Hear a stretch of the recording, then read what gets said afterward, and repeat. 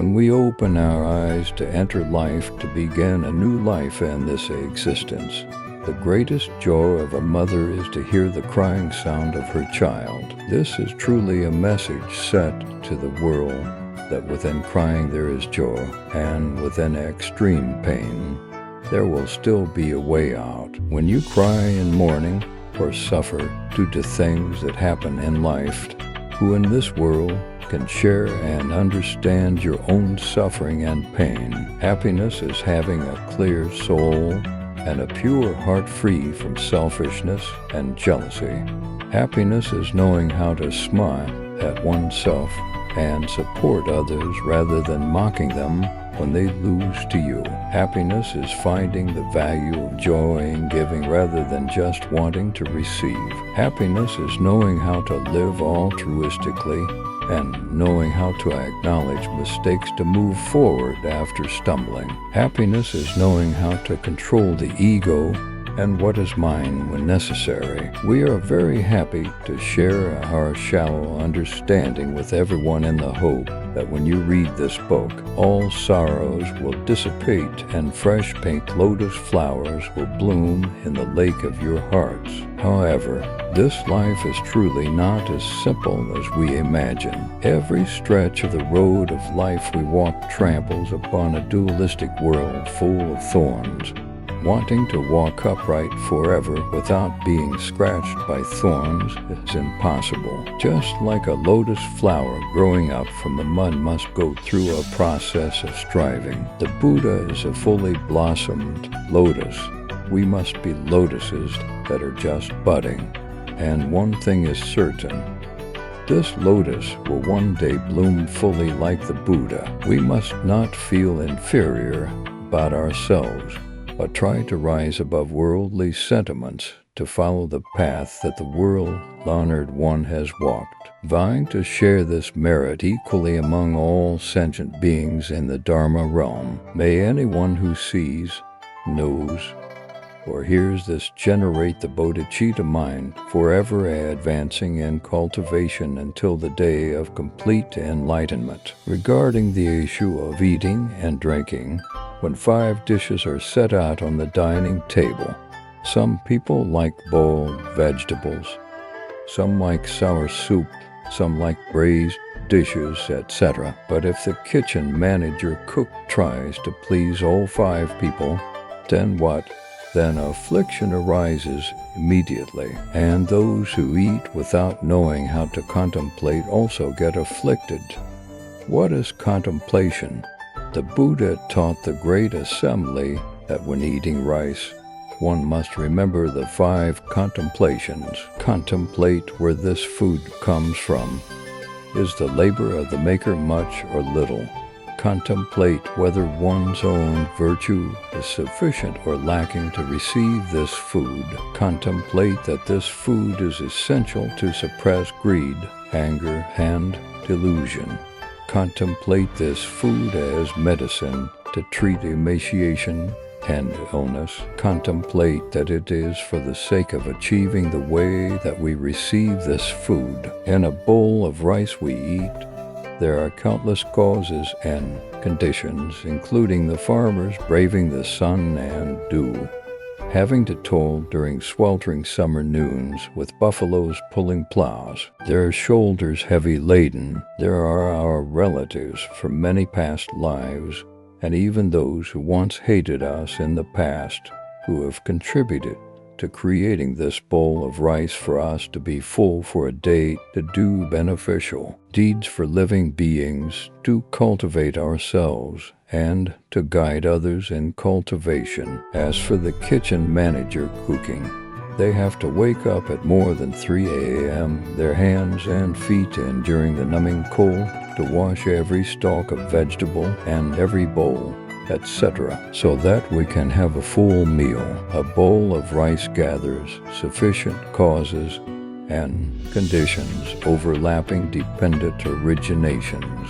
How wondrous! In this life, meeting lucky conditions, not starving, having food day by day, we should cherish it, remembering that the kindness of sentient beings equals the high mountains, A meal contains countless labors. I vow to repay these kindnesses. If people in the world knew how to contemplate deeply like that, there would no longer be thoughts of praise, blame, criticism, and dissatisfaction during the meal. Families would be happier, fellow practitioners would be closer, our lives would be more frugal, simpler, plainer, warmer, with human affection, knowing how to love more, and the distance between people would be closer. Therefore, if one is stubborn and does not know how to cultivate, it is very easy to get angry and resentful.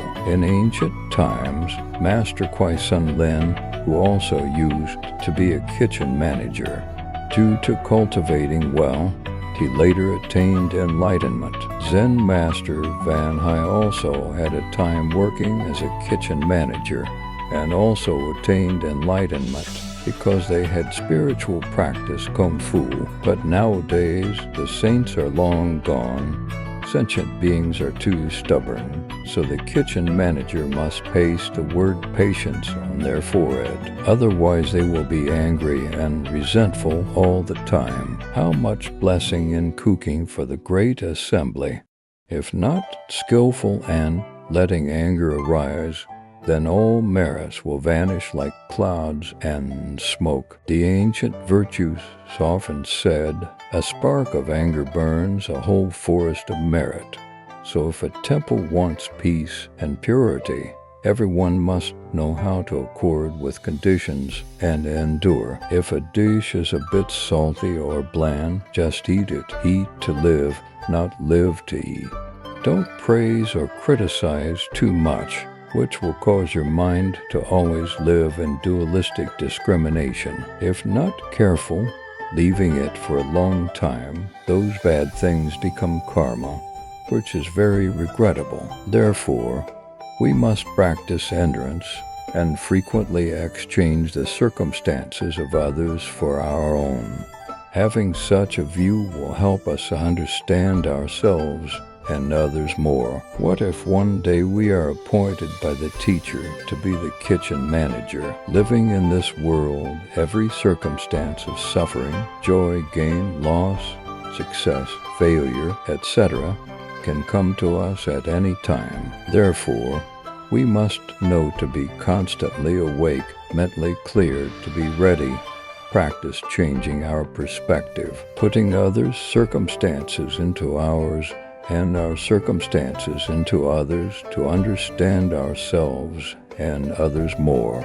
Only when we understand each other can we sympathize and forgive each other. Next is that we should not be wasteful, but must know how to share. People living in Africa or remote border areas are infinitely miserable, having no shoes to wear, indescribably poor, having to take a water bottle and stop it flat, then tie a string on top to make a sandal strap to wear.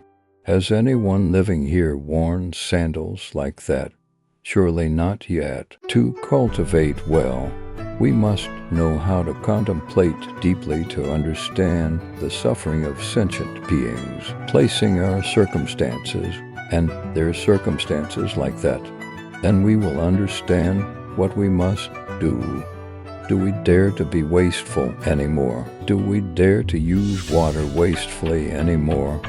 Currently, the water source of this globe is the common water source of humanity. The reason many nations do not have enough drinking water is caused by negative people using water to wastefully because they rely on the idea that the water is theirs, not knowing how to share in the love for fellow humans. The current situation is deforestation and littering everywhere, from the countryside to the city.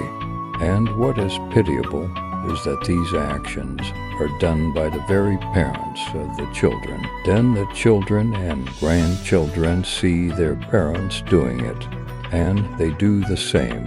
And it continues like that for a whole generation, and the consequences are borne by ourselves. For example, trash in front of one's own house.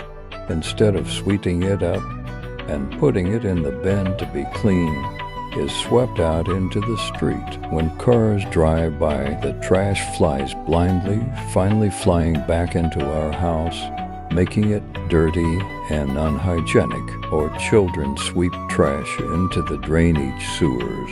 When heavy rain comes, the water cannot drain, gets clogged, rises into one's own house, causing a stink. Passers-by also lose the aesthetic view, and then we are laughed at and mocked by developed countries. The cause of this includes us, or riding in a car, eating a cake or some candy, conveniently rolling down the window, and throwing the trash right out onto the street.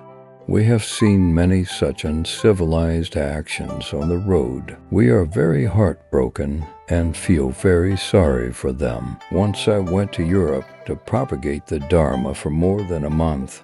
When I returned to Vietnam, taking a taxi for about 3 kilometers, I wiped away tears because I loved our people too much. I don't know how many more years it will take to catch up with European countries.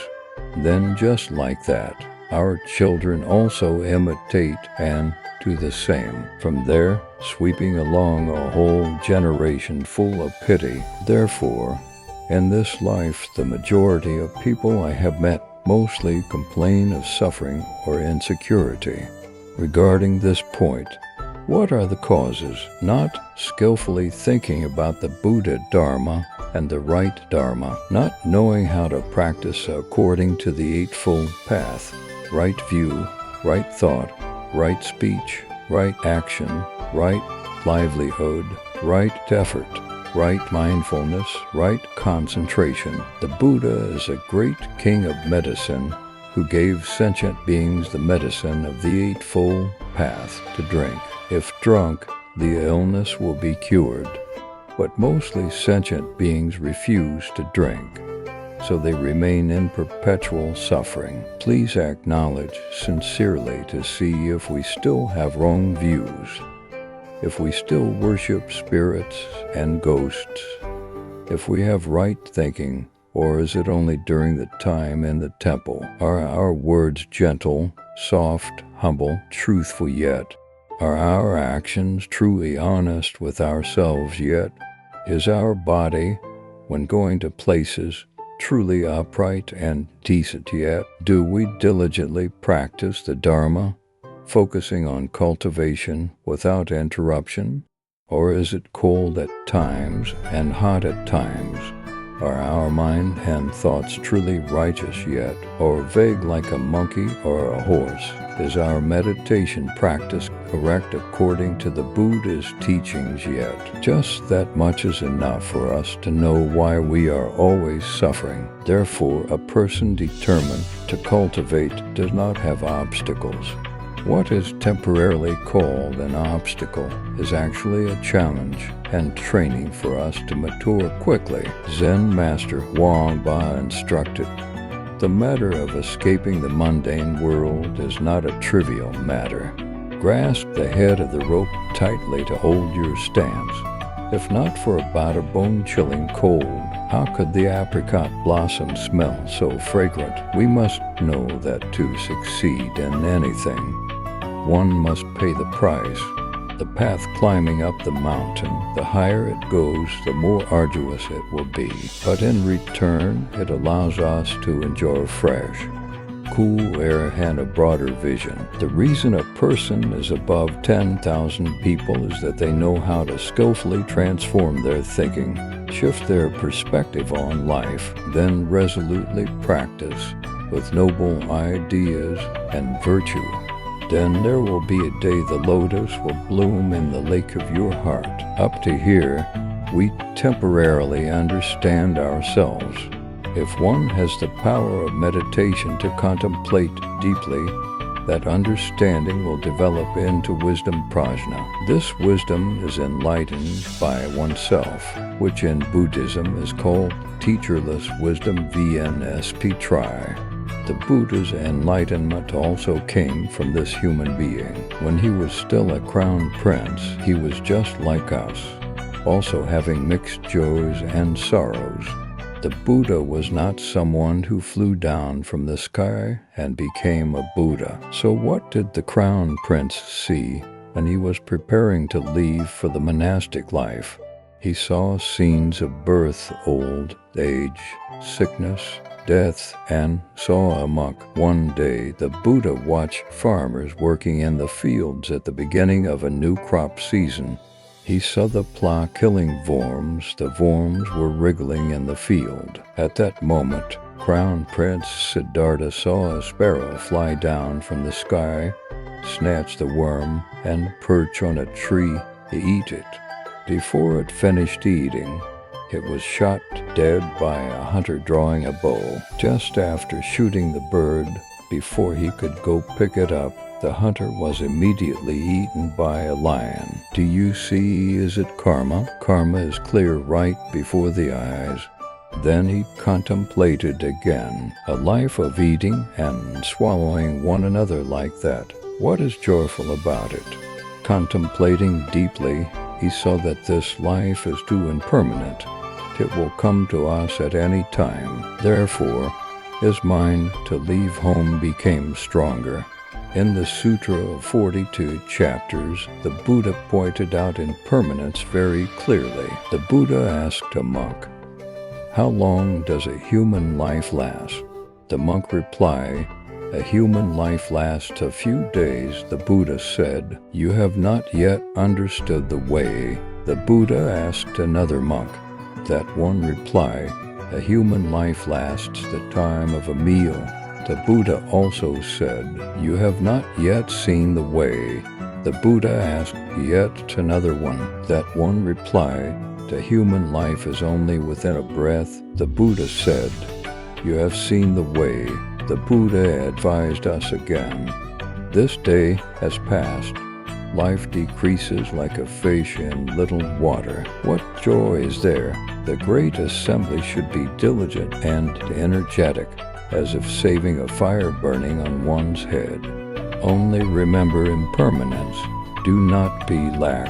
Every afternoon, when entering Chuklam Zen Monastery, you will hear that verse on impermanence.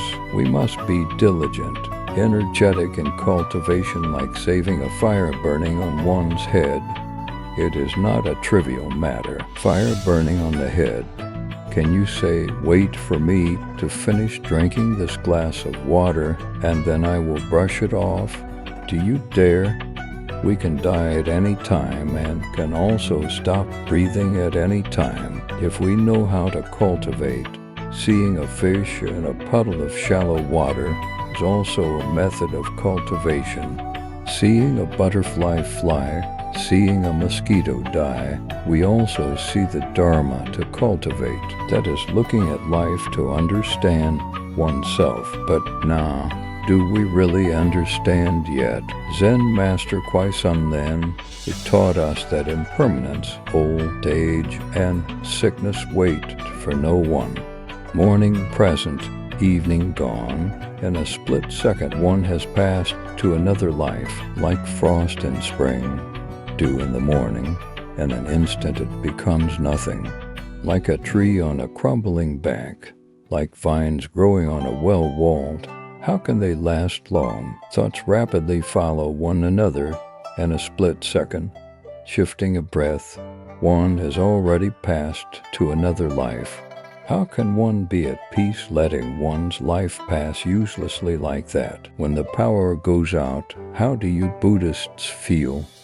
This is quite difficult. Listen, there are many people for whom it's okay just according to conditions. There are many people who, when the power goes out, cannot charge their phones, get very annoyed, not bringing a backup charger, and having a power cut like this is a total loss. Some people have a power cut so they can't turn on the fan or the Wi-Fi, and then they get sad. If viewed by those who are clear-minded and know how to accord with conditions in any circumstance, they feel relaxed, light, peaceful, and think to themselves that for many lifetimes they have drifted in the cycle of birth and death for countless eons, suffering 10,000 times more than this. Now, being like this is very precious. When it's too hot, then what? People who don't know how to cultivate complain. Why is this place not as good as my home? When it's too cold, they also complain. People who know how to cultivate, when it's too hot, say that fortunately being like this is still better than in Africa. When it's too cold, they say fortunately they still have a blanket to cover themselves.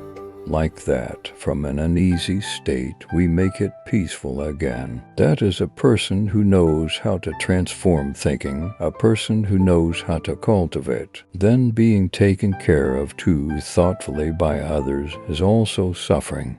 Not being taken care of at all is also suffering. So now what to do? Don't know how to live to please people, right? Husbands and wives living in the same house are the same. If the husband worries about the wife too much, then what? The wife scolds that it's too annoying. Going anywhere he asks, going anywhere he worries about every little thing, going anywhere he follows. But if he doesn't worry at all, he also gets scolded. You don't care at all. You don't care how I live. The reverse is also true. So in the past, the teacher once heard a song, I swear I won't love anyone. It's very miserable, everyone. Any path, any door leads to being scolded. So what should a person with wisdom do now? Must know how to be flexible according to conditions at the right time and right place. Speaking should also be respectful and yielding to each other. Often respecting each other like guests will limit the negatives arising in the family. Therefore, a practitioner must practice living close to gentle and holy friends.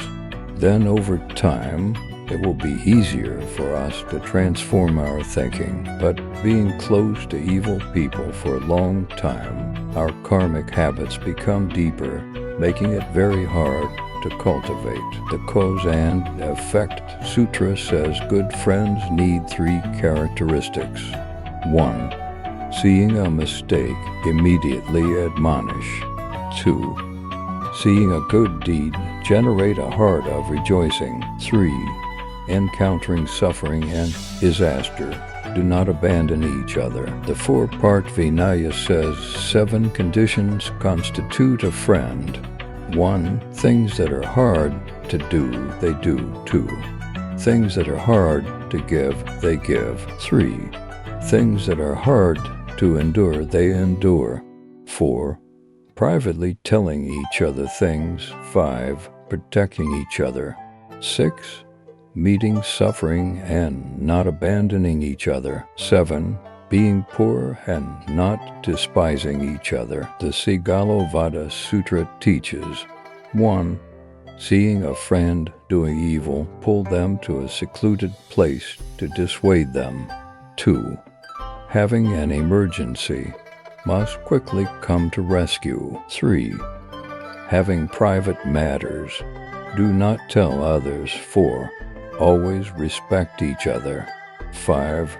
Having good things, must share, whether much or little. Truly, a good spiritual friend, Kalyanamitra, is hard to meet, like dropping a mustard seed from the Brahma heaven onto the point of a needle on the ground is still easier than meeting an enlightened master and good fellow practitioners. Hearing the right Dharma is very difficult.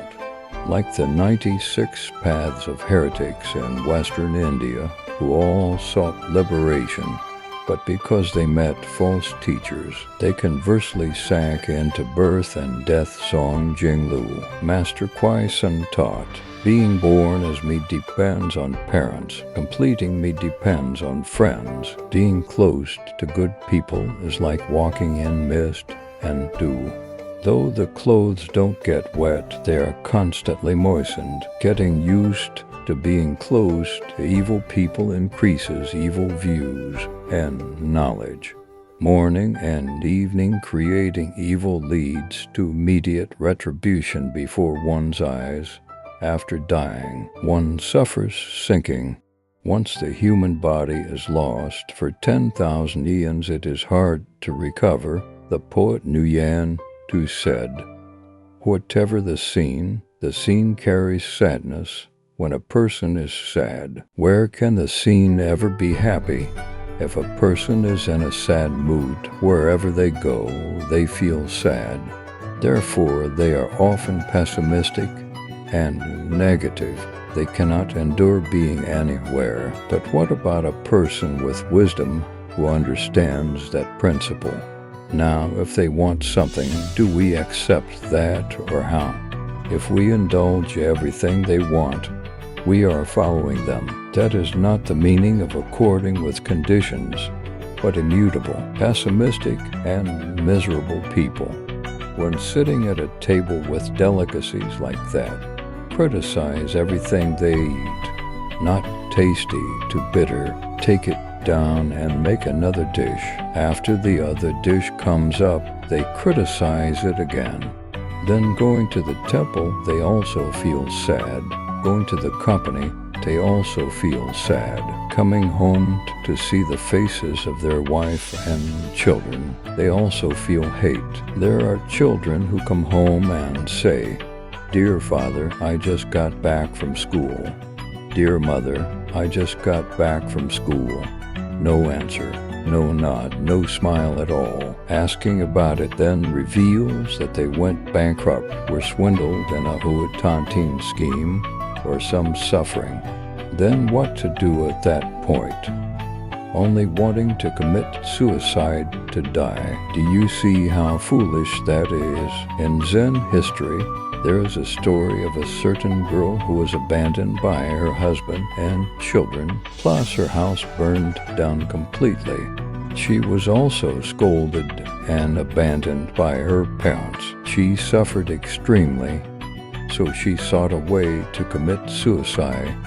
One day she went to a deep river, intending to go out to the middle of the river to kill herself. At that moment, a monk saw her and said, "Human life has two lives, one life for oneself and one life for sentient beings. Right now you intend to commit suicide, so consider your own life already dead. The remaining life is the life of sentient beings. So from now on, calm your mind and contemplate. Use all your mind and wisdom to care for everyone around you. You will find peace, my child." Truly, not long after, by listening to the Zen master's advice, she was loved and cherished by many people. Many people do not recognize that bright truth, so they seek the path of death. One day in the world, hundreds, thousands of people commit suicide and die just because they are too pessimistic, not understanding the principles of cause and effect and impermanence deeply. They think dying in this life will make the next life easier. It's not like that yet. The Buddha once taught that people oppressed by suffering seek the path of death, like a buffalo wearing a yoke that is too heavy, so wants to struggle to escape, hoping to end the suffering. But little does it suspect that the owner will make a harder, more solid yoke than before. Likewise, people who suffer too much, but do not know to seek a wise person to relieve their sorrow, but instead seek death, are deluded people. Then the next life will be even more miserable than this one, because the Buddha taught that the sin of suicide is the sin of killing a human. One will fall into degradation for countless eons. Many people, becoming overly pessimistic, say that in the next life, "Please let me not be human. Let me be a pine tree standing amidst the sky and clouds. Please let me not be human." Is that okay? If not human, what will you use to cultivate? Being a pine tree, an inanimate object like that. Those are writers speaking according to a worldly view.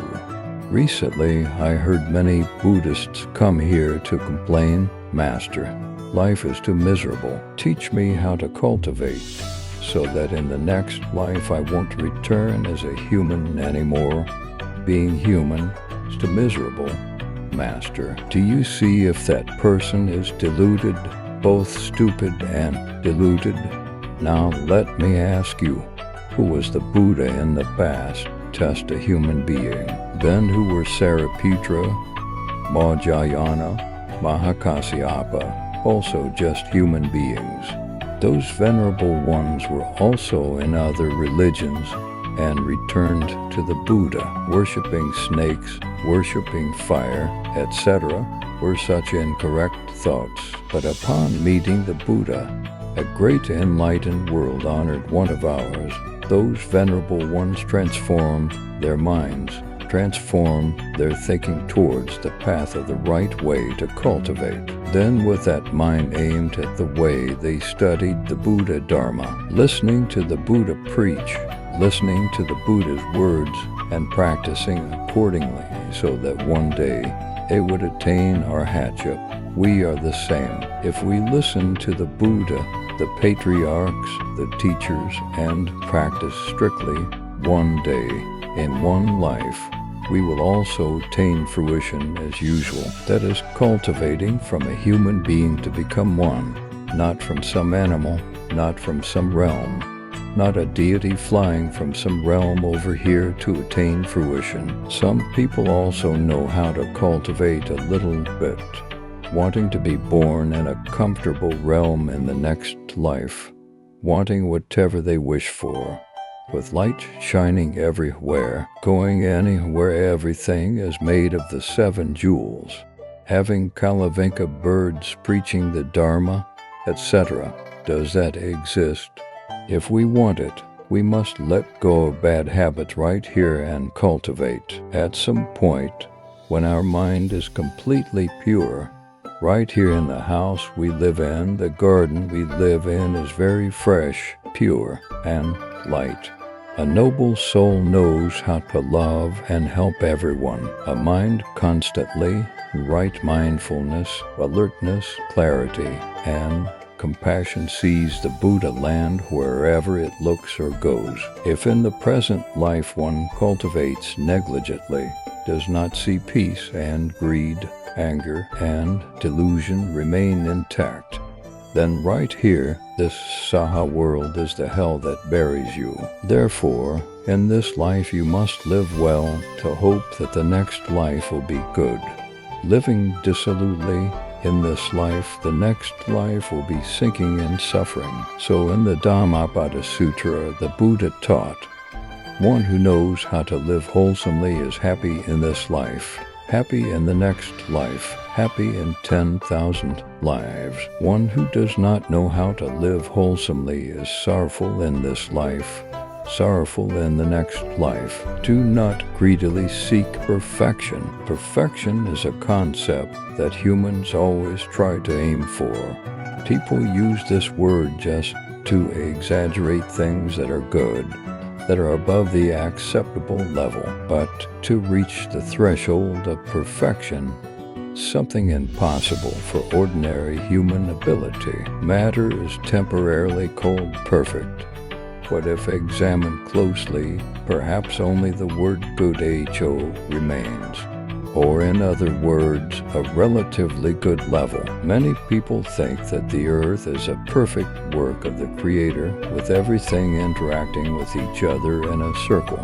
That would be correct when using the word wonderful in this case, but perfect is not, because that cycle of interaction is gradually being broken, with favorable conditions for some species to develop, multiply, and flourish quickly. The danger to the circle of natural laws in terms of food environment interaction being threatened is unavoidable, and we humans are even less able to be perfect in both body and soul. In another aspect, also because of abusing and idolizing the words perfect human, perfect society, some thoughts have gone wrong.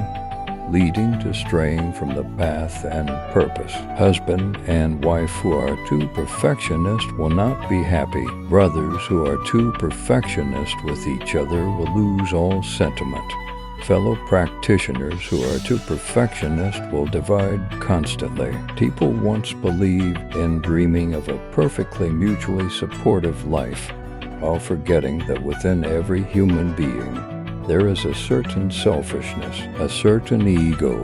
If one is not a saint, a state of duality still exists in consciousness from coarse to subtle. Likewise, between good and bad is a fragile boundary, for they even exist intermingled. Therefore, perhaps only true wisdom helps us humans know what is good and what is bad. With a general objective viewpoint, everyone wants everyone else to follow their opinion, follow their arrangement, their thinking, but that is only a concept within the subjective category of momentary perception. Reality is quite different, because even oneself cannot control oneself before external attractions, but because the subtle self inside pushes to force everyone to follow me, only then am I satisfied. If a person thinks skillfully in every case, they consider that this is my opinion. Please everyone give your contributing opinions. The reason the word perfect exists is that humans are born with goals, dreams, and striving. Don't expect perfection too much.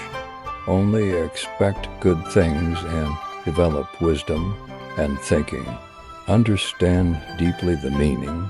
Living in reality is living in the future. If we live well in reality, our future can be good, and must accept our own shortcomings and mistakes to find the path to perfect the fruit of consciousness. Being so, we will have a good life and hopefully have a foundation to reach a perfect life. That is the ultimate comprehensive path of wisdom of the Buddha. If a person knows how to cultivate, they must have a firm stance on the path of right view that they walk. Do not listen randomly without direction. In ancient times, the state of Chu had an official named Phật Nguyen.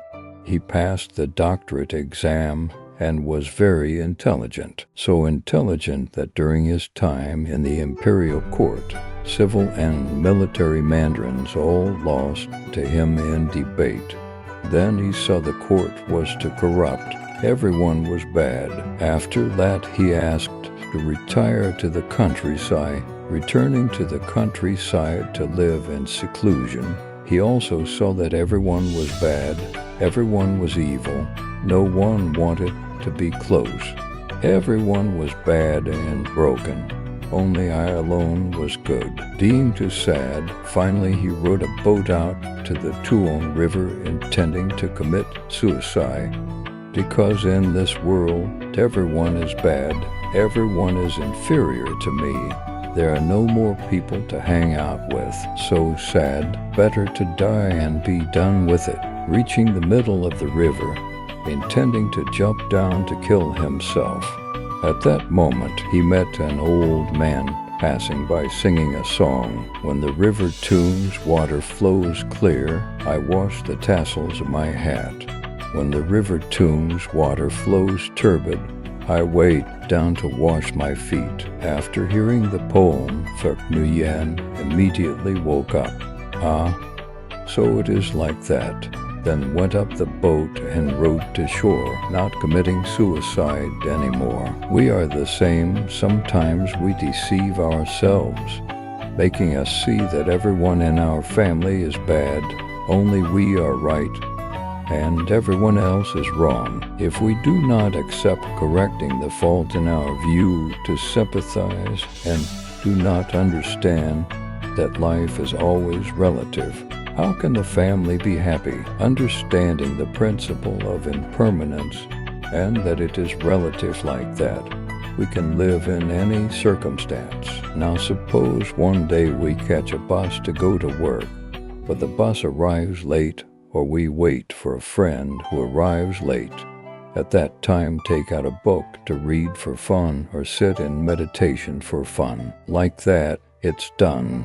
Having an opportunity for us to learn and understand more Dharma, etc. Pessimists versus optimists, their thoughts have to different poles.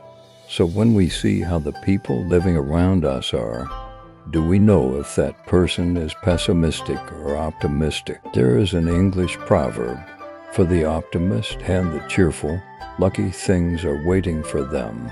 For the pessimist, unlucky things are waiting for them. Humans living in this world often go looking for perfection and happiness, but they don't know that happiness is under our feet, right around us, always present near and far in this world. Likewise, if you want to find enlightenment and peace of your own mind, do not search at any horizon or corner of the sea, but turn back to reality, turn back to the essence of oneself, heart constantly compassionating everyone, letting go of less conditions, diligent in precepts, concentration, and wisdom. When conditions are sufficient, one will feel the profound and subtle truth of the universe and existence in our every step. In this life, the sadness, joy, success, or failure of a person is not brought by others,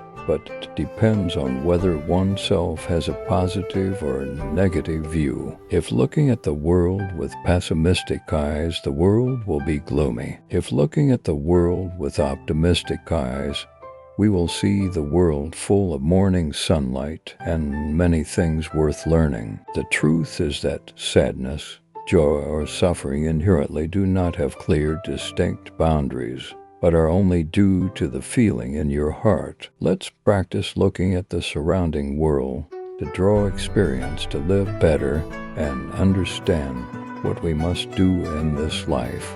Understand what we must do in this world full of suffering. Practice living not demanding too much perfection. Just knowing enough is the most peaceful. Otherwise, one will be pessimistic forever. For example, a certain girl was seduced by that guy. Now what? It's too miserable. Pregnant already. Surely can't sit crying forever complaining. Why is that person's life so blessed, getting whatever they want? And why am I so luckless, continuously encountering unsatisfactory things, then feeling self-pity, too sad and miserable, seeking the path of suicide to be done with it? That is being stupid upon stupid. Hear, O Buddha, O Bodhisattva, save me. At that time, even if Buddha and Bodhisattva wanted to save, it would be too late. In the 15 points of caution, I wrote, regarding cause and effect, one must understand thoroughly and be cautious, because once suffering the result, repentance may no longer be in time. Life around us always has unsatisfactory things waiting behind our backs. If unfortunately unlucky things happen to us, then at that time we must practice accepting and transforming. Sitting there mourning, crying, and suffering is of no benefit at all, because that event has already arrived. Even if we want to say don't come, it is impossible. So practicing acceptance is also a wisdom.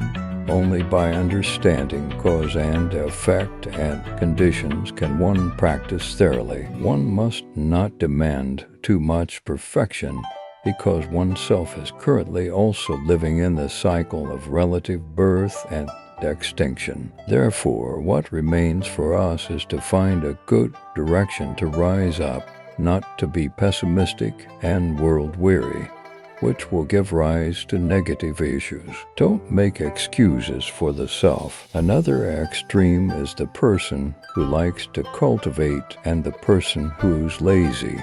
In the Durga Agama Sutra, the Buddha preached to the great assembly. The Buddha said regarding the person who is diligent and energetic in cultivation, O monks, When that person is about to go far or do something, that person thinks, I am about to go far, so the remaining time here is free.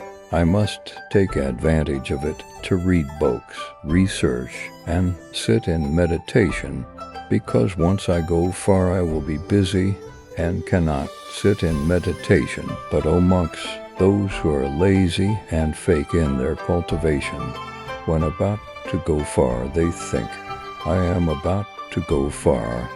It will be very tiring. So now I must take advantage of resting to be healthy and save strength. Otherwise, going far later will be very tiring. It is the same issue of going far, but two people have two different views. As anyone before going to a retreat said, well, I'm about to go up there to cultivate. The master will make us sit in meditation, which hurts the legs very much.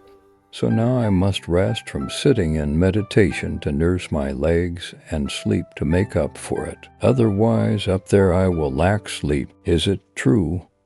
Why are you laughing so much? Or, cultivating. There are people who advise their children, try your best, my child. It's only 2 or 3 days. Try your best. Then come home and sleep to make up for it to your heart's content. Okay, but the person who is diligent in cultivation is different. Take advantage of the time, my child. These precious hours are not easy to find. For many lifetimes, you have drifted in the 6 baths of reincarnation, suffering 100,000 times more than this, my child. You must try. When returning home, thanks to this motivation, we will have the strength to cultivate well. As for the lazy person with a lowly nature, they try to cultivate, but after finishing, they go home to rest to make up for it. Then going to the company to work, hearing the director pass down an order, in 2 more days I will let you go to Dalit to play. The lazy person feels happy in their heart, going to play comfortably. Now I must take advantage of resting to be healthy first. But how does the diligent person think? Let's try to work to have the goods delivered to people beforehand so that when we go, no one calls or bothers us, right? It is just one issue, but two people have two different thoughts. Then also coming to the temple at Thuong Chu Monastery in the past, Master Thuong Chu was very strict. Hearing the senior monks recount, many novice monks were accepted to cultivate. But those novices were what? They were very naughty because back then the Sangha was small. So the masters loved the novices very much. The masters took care of eating, sleeping, studying, and sitting in meditation regularly. There were people supervising very strictly. What about the novices who loved to cultivate? Let's try to cultivate for fear the master will be sad. The master cares for us too much. He cares too thoughtfully. We must try to cultivate for fear he will be sad. But the novices who didn't like to cultivate got annoyed and said, haven't slept enough yet, and the bell rings. Haven't woken up yet, so doomed, so tired. All right, one day, let's ambush the master while he sleeps and put salt in his mouth so he knows. The novice monks who were lazy thought in such a way, waiting for the teacher to sleep to put salt in his mouth to take revenge, because he called them to wake up too early due to sitting in meditation and chanting causing leg pain, so cruel. But when they grew up, they realized the deep affection the master had for them was too noble. Thanks to the master being strict and scolding, today I can be good like this. Perhaps those are distant memories remaining in me. Then one day experiencing life, one suddenly realizes that only one's teacher truly loves oneself. The feeling of regret for having misunderstood one's teacher, sincerely turning towards the teacher with all one's heart. I ask to repent. Hope the Master forgives me. I miss and love the Master very much. Now I am cold and lonely in the night. No one treats me well. Where are you now, Master? Please come to me. I miss you so much, Master. Do you see two completely different extremes, the same circumstance, but each person thinks differently? We often have the habit of liking to make excuses for ourselves. Seeing like that, do you know what you must do yet? Our families have children and grandchildren who are obedient. Whatever you say, they listen. Whatever you teach, they listen. There are children whom you teach all sorts of things, but they never listen and instead drink, are depraved, hang out at tea shops and wine bars, inject drugs, heroin, etc., and go out until 11 or 12 o'clock at night before coming home. When parents remind them just once, they say, "I'm grown up, Mom. I'm not a child anymore." At that time, what must parents do?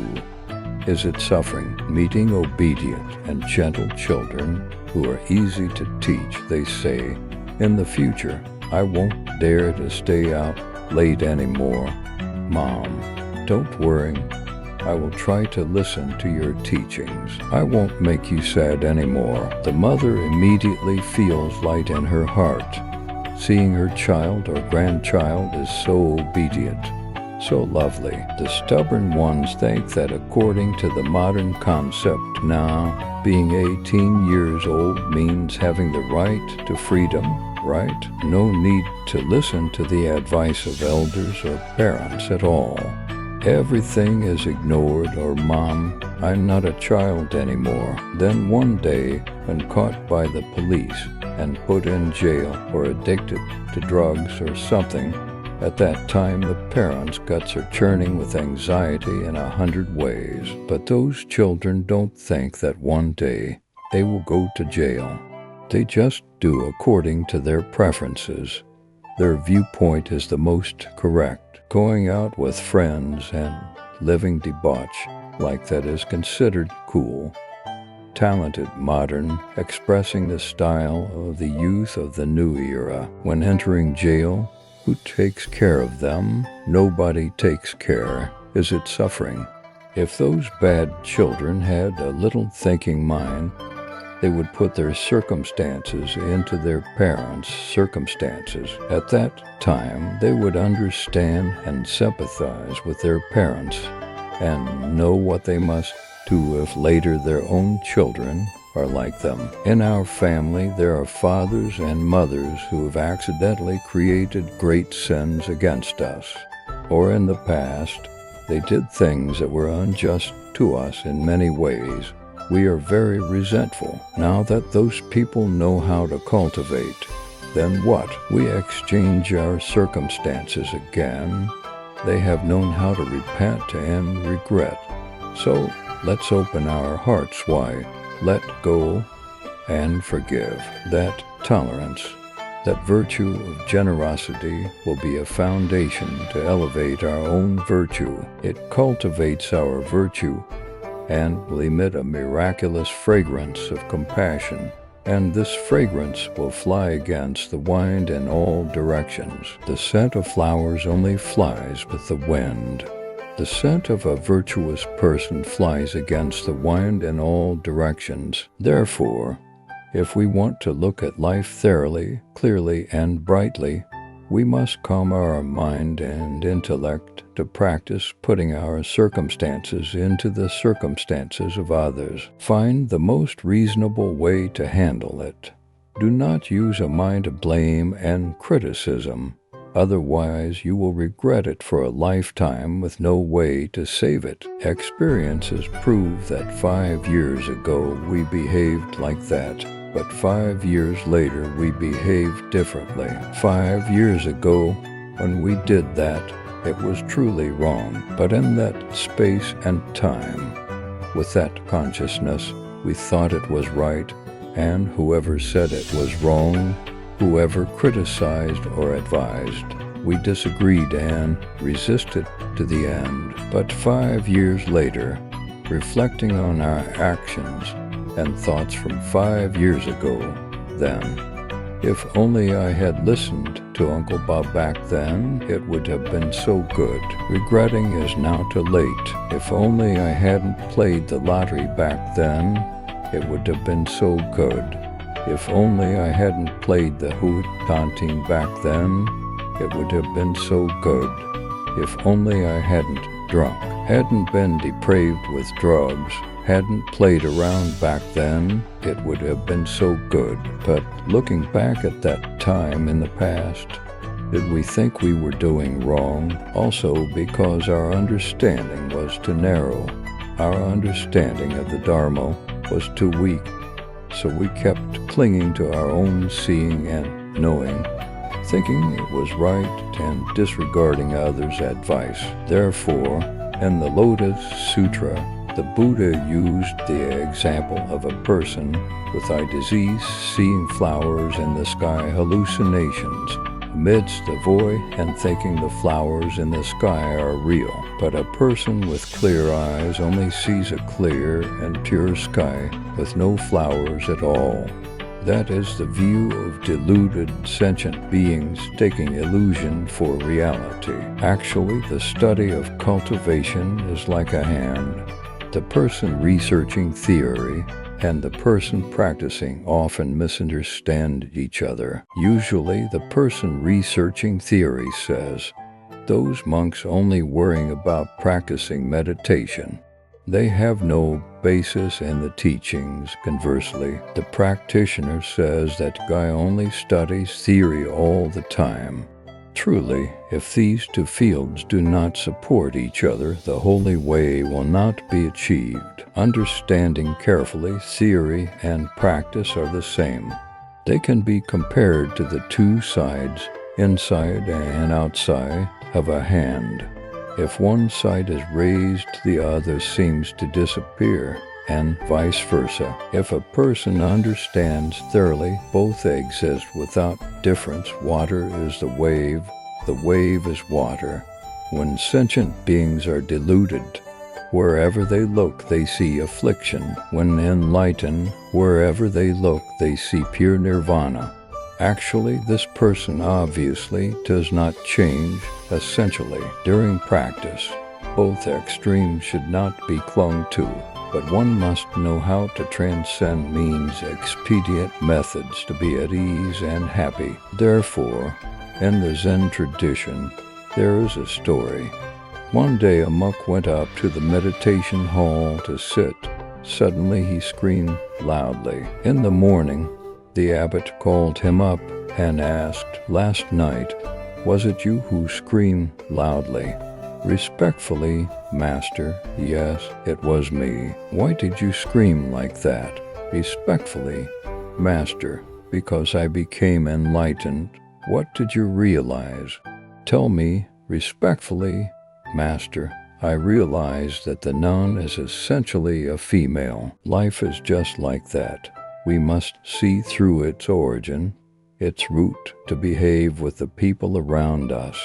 Practice living with the wisdom eye, seeing all scenes is the way. For example, seeing a person sleeping next to us tossing and turning constantly, we can't sleep. Is it annoying? A person who knows how to cultivate things. Poor thing, I don't know what illness she has that she can't sleep at all. Are you okay? Did you take any medicine? Let me get it for you to drink. A person who doesn't know how to cultivate scolds, rustling all the time, can't sleep at all. Tomorrow I won't sleep with this lady anymore. For a person who knows how to cultivate, every gesture and action manifests the spirit of compassion, charity, altruism, tolerance, generosity, and wisdom. But a person who doesn't know how to cultivate is always hostile, resentful, jealous, deluded, envious, destroying and attacking. Now which person do we choose? We know how to cultivate, so we must choose the saintly mind. Being a practitioner, one must be worthy of bearing the name of a Buddhist disciple. Practice living humbly and looking back at oneself. Humility is a virtue that does not cause suffering to oneself or others, always bringing joy and happiness to oneself and everyone, helping the soul always remain serene, happy, and unconcerned. Humility is often expressed through every action, word, and thought, not showing off, not talking. What one knows regarding the ego, thinking one is good, cooks well, has expertise, etc. What one possesses in wealth, luxury from the house, the car, the trendiest clothes, delicious food, the newest electronic devices, etc. What one has achieved, has done, has realized, has witnessed finishing a doctorate degree, etc. One's relationships with famous people, powerful people, wealthy people, or virtuous people, etc. Regarding beauty, intelligence, wealth, understanding or education, talent, family, lineage, ethnicity, or one's country, do not inflate or evaluate oneself highly. Besides, humble people who know how to cultivate must remember, do not participate in competitive games of winning and losing. Do not participate in crowded, noisy places, but only like to live quietly, silently thinking about life, good and evil, to stay away from evil deeds and increase good deeds. Avoid wealthy, arrogant, powerful people, etc., doing anything without needing anyone's praise, only knowing to do it well, finish the job, and be very careful, doing according to the opinions, requests, and suggestions of others, so they are happy and I am happy. Never doing according to one's own will, thinking one's will is the best, most correct, etc. Always ask wise and virtuous people before doing anything, not acting on one's own accord. Whatever anyone says, praises or criticizes, speaks well or ill of others, the humble person remains silent, not commenting on right or wrong, not gossiping or analyzing other people's business, worldly affairs, economic matters, politics, society, etc. Not self-promoting one's own ideas, dressing simply, neatly, cleanly, discreetly, living simply, not fussy or showy, that I also have this, and that like everyone else, not running after worldly material things, not running after other people's lifestyles, living with very few desires and knowing enough contentment,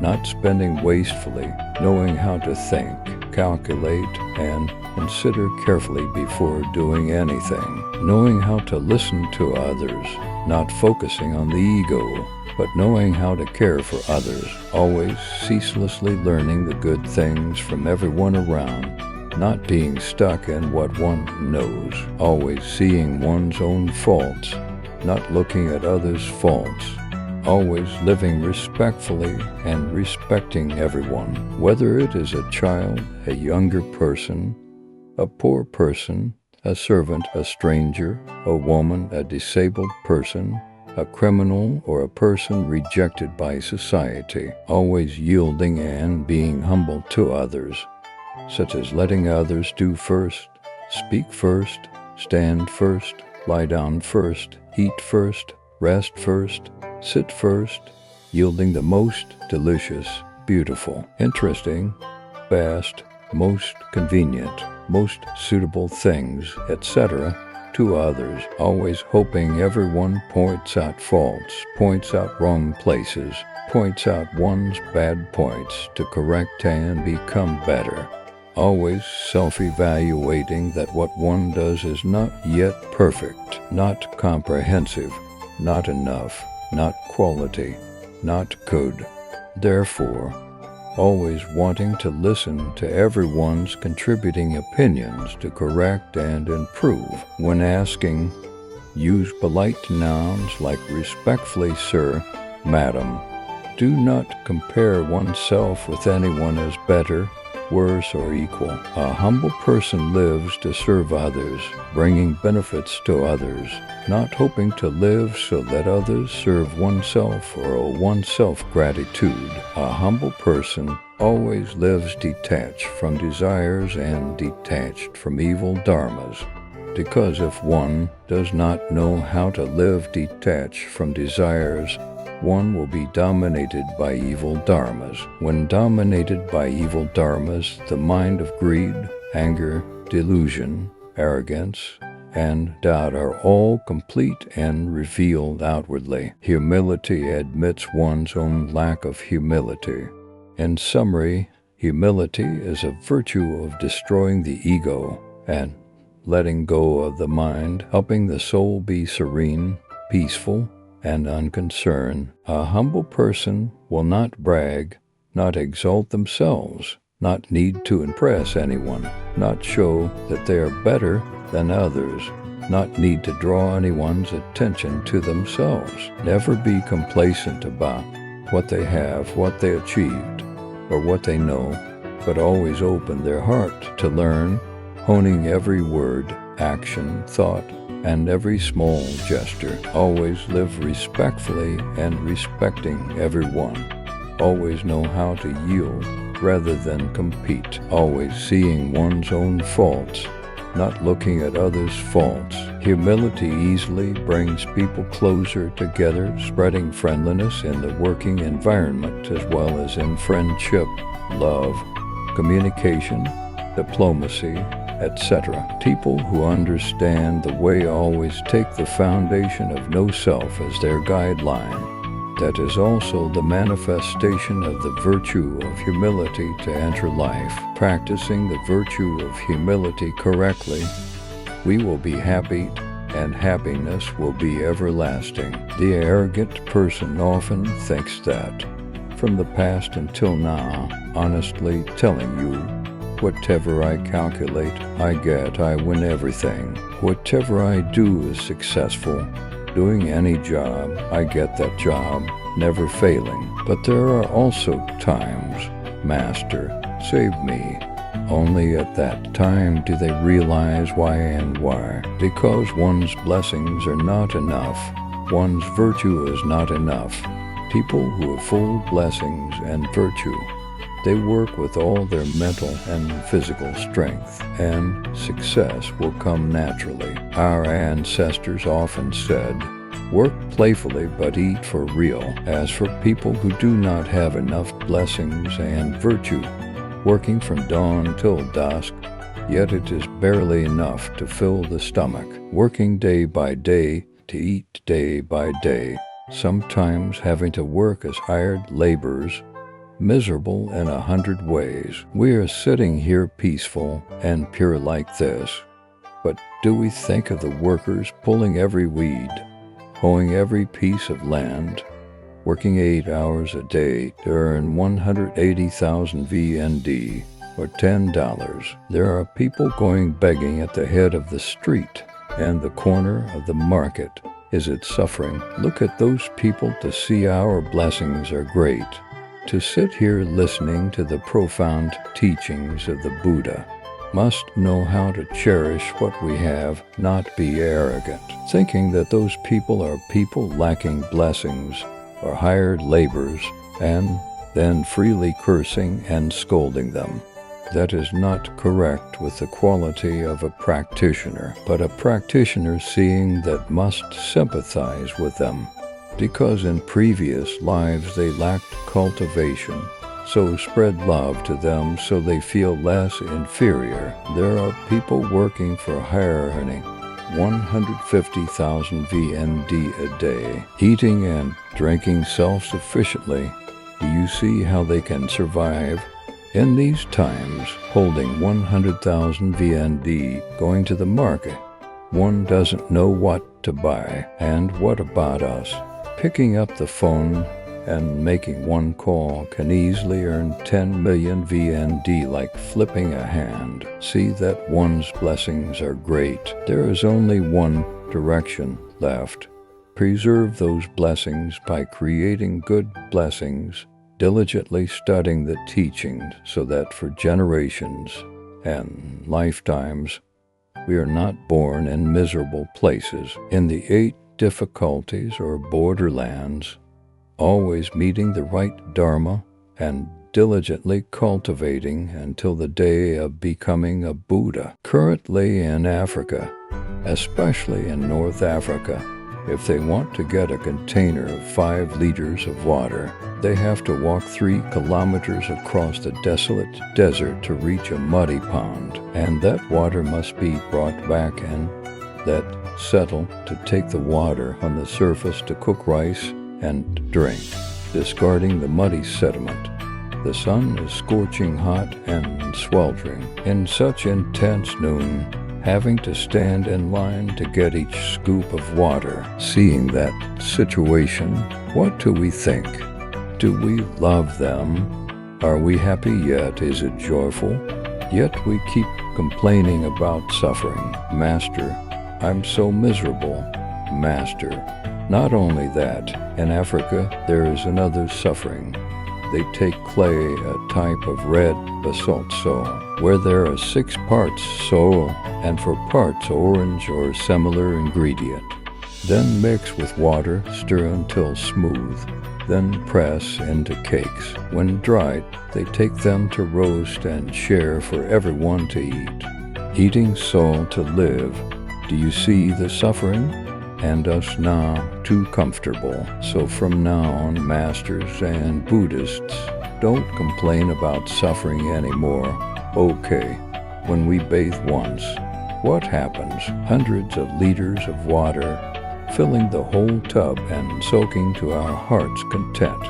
In Africa, 3 people bathing only wrap up within 5 liters of water. We must truly see the surrounding circumstances to look back at our own way of living to understand what we must do and how we must eat, drink, walk, stand, lie, sit, etc. correctly. Understanding this message, if we know how to be humble and thrifty in every circumstance, it will help a lot in the love for fellow humans, not just indulging ourselves freely. I am rich now, can't eat it all, ignore others. It doesn't matter, not necessary. There are many people who, when alive, had hundreds of billions in hand, spending extravagantly at that time. Relatives advised to spend moderately, but they didn't listen. 5 years later, the family fortune was gone, having to rent a room to live. Some people just won the lottery of 10 billion, then bought 2 or 3 cars, 2 or 3 multi-story houses, etc., to live comfortably, traveling everywhere, not worrying about doing business to make a living. Friends advised and reminded, but they said, everyone mind their own business. But 3 years later, they were poorer than before winning the lottery. Some even went back to begging. Does this happen? When going into the airport, the same thing, refusing to line up. People with civilized thought see this and shake their heads, criticizing all sorts of things. Going into fast food places is the same, pushing and shoving to get in front of their faces. Never mind, just push in and stand in front of them. That is due to a lack of understanding of the culture of humility and courtesy. Once going to France, the delegation had 30 people. When arriving at a public toilet to wash faces and use the restroom, upon coming out, one lady was missing. The whole group looked everywhere because that airport was too big. Didn't know where this person went, searching forever without finding her. Finally heard cries for help from inside the toilet room. When getting on the bus and asking, it turned out that every time one enters the toilet room, one must drop a coin. There is no one guarding it. After dropping the coin, this lever rolls over once. She saw the space of the lever was wide. so two ladies calculated to squeeze in at once to save money, but dropping a coin, the toilet door only opens once. So they entered, but only one could exit. When getting on the bus, the whole group criticized, "Why be greedy for just one coin? You should take this as experience when going abroad." Then when going to the market, once I stood behind a person buying things, just picking up the item, not knowing the origin from which country. They criticized immediately. "Where is this from? So bad and ugly," criticizing right in front of the shop owner. Do you find it strange, lacking politeness, lacking communication culture? Then going to another stall, just picking up the item, they also said, "This stuff is too bad." Then went to another stall to buy. "How much is this? Oh my God, this is too cheap, must be fake stuff. Let's go." The people behind looked at that person as if an alien had just arrived, with eyes full of contempt and looking down. Many people go into the supermarket seeing no one supervising, take a pen and put it in their pocket. Then just as they walk out the gate, it beeps tweet, tweet, and security comes to catch them. There are many cases like that everywhere. We look at life like that to then sympathize with everyone, because those people do not understand the way. They're still greedy, still deluded, have not seen through the issues of life. So we must love and sympathize with them. So do we understand how we must live correctly yet? Look at circumstances to learn and live better. Do not criticize or hate them. We look to understand ourselves and to rectify our behavior. That is enough. There are taxi drivers who are very lovely. At night when we have urgent business and call them, the driver abandons sleep to go with us. 11 or 12 o'clock at night, driving earnestly. The meter on the board turns to 95,000 VND. Giving 100,000 VND, the driver insists on giving back 5,000 VND change. Have you seen such cases, or very unreasonable cases? Or the ride cost only 25,000 VND. At 12 midnight he drove over, and the meter was only 25,000 VND, because the customer gave 30,000 VND. She waited for the change by all means. The taxi driver said, "It's early morning. I don't have change yet, miss," she said. "Go over there and change money." She waited. Do you see if this is right or wrong? There are many cases like that. Not that there aren't. Truly pitiable. There are taxi drivers who confide very touchingly, "Master, that day was the 1st of Tet, 12 midnight. The citizen called me to take someone to give birth while calling 10 other drivers. No one dared to pick them up because they feared bad luck. Superstitious concepts according to people's views. But that guy said, I see that in those cases, taking them is very lucky, Master." Hearing that, I was very moved by the ethical behavior of that taxi driver. Therefore, as a human, one must practice ways of behaving that suit the moral principles in life. A person with a mind for the way finds peace wherever they go. Even being a bit poor doesn't matter.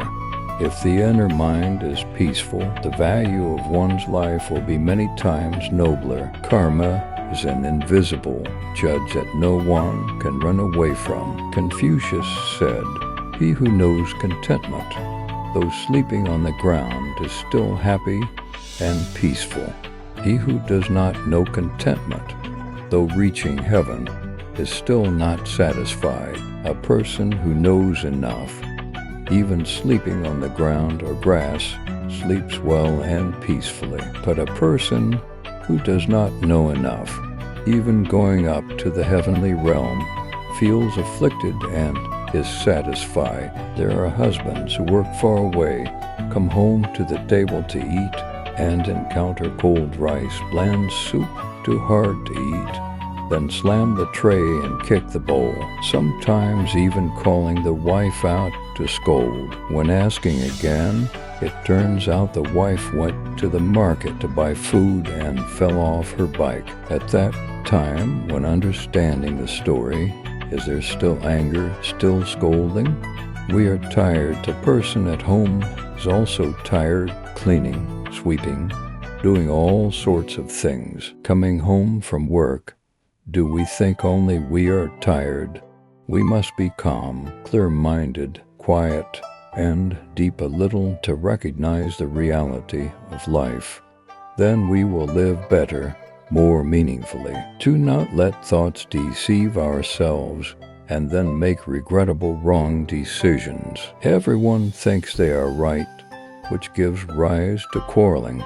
But if there is a humble person willing to accept the wrong on themselves, the family will be warm and happy together. Precisely for that reason, it is called lawn quarreling.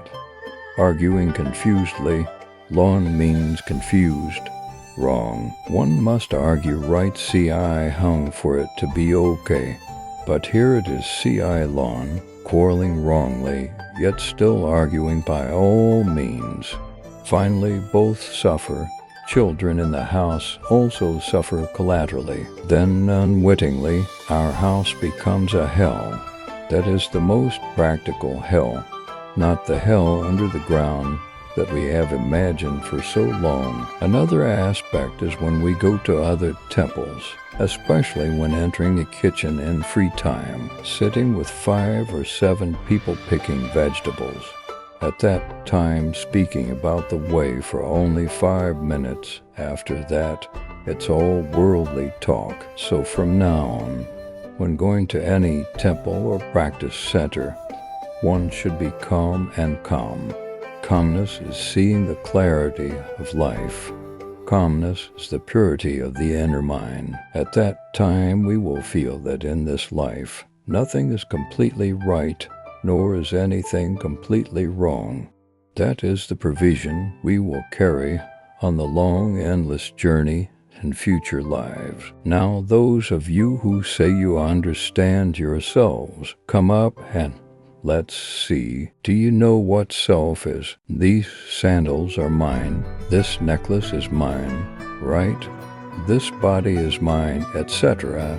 So everything is mine. But not knowing what I am, do I truly understand myself yet? Not understanding myself, not truly understanding myself, but only understanding myself in a certain aspect. So what, how to cultivate? Is this body of the 4 elements me? Is it? So what am I? Am I this thought? Also no, I am not this body of 4 elements. Nor am I apart from this body of 4 elements. I am not these 5 aggregates, nor am I apart from these 5 aggregates outside of this body. What is me? Thus, it negates the definition of me, negating the ego that we have long considered to be us. If there is no body of 4 elements, how to cultivate? But saying I cultivate, what is cultivating? So is the mind me. Thus, what is me in the Prajna Sutra? The attachment to the 5 aggregates is broken. Thus, I am not this body, but I am also this body. So me or I is just a temporarily given name, not real. Therefore, understanding that I do nothing is understanding me. Now, if anyone accidentally curses or speaks harshly to us, or accuses us unjustly, or speaks ill of us, what mantra should we remember to counter those afflictions? The name is not the name, not me, but temporarily called me. They only target the 5 aggregates: form, feeling, perception, mental formations, consciousness, and the 4 elements: earth, water, wind, fire. Therefore, cursing me is not cursing me, but temporarily called cursing me. That cursing sound is also just air exhaled from the mouth. If attached, one considers that cursing sound real. Then right here, emptiness is cursing. That sound is just a word, a breath exhaled from the mouth combined by tongue, lips, teeth, vocal cords, etc. But if one doesn't know how to cultivate, one immediately considers it real, gets angry, and that is affliction. Later, come to my house, I will retaliate, so you know. Dare to speak ill behind my back, I heard it all. Just a gentle breath, yet it makes human hearts become 10,000 miles apart. Zen Master Fat and Fo Yin and the Dong Fa Su Dongpo were the close friends with deep karmic affinity from past lives.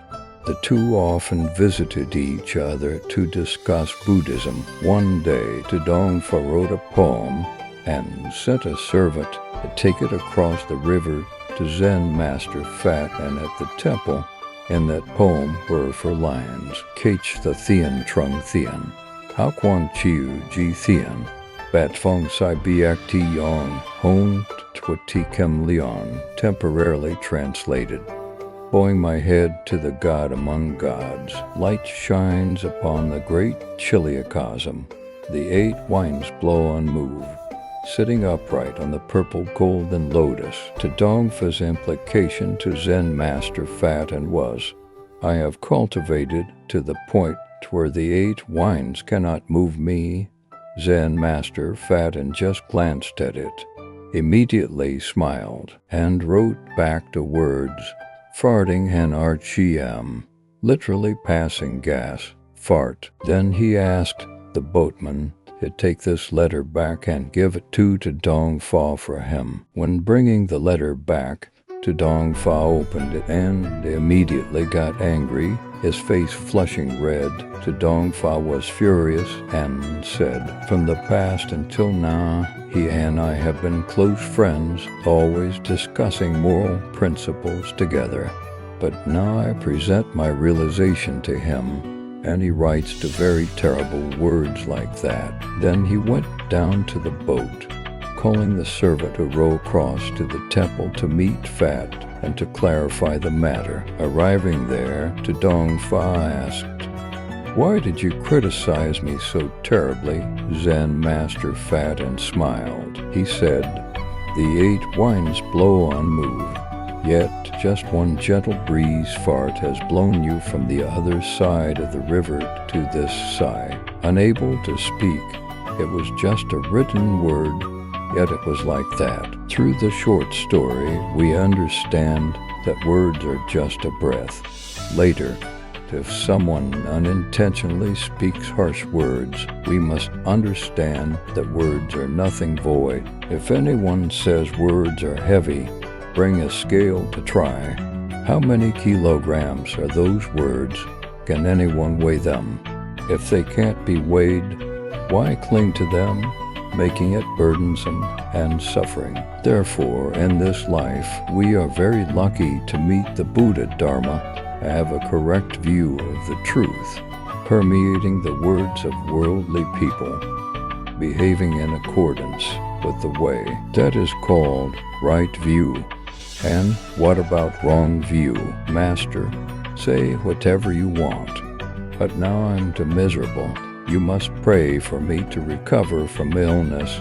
I am sick and very uncomfortable. You pray for me to get well, then I will believe.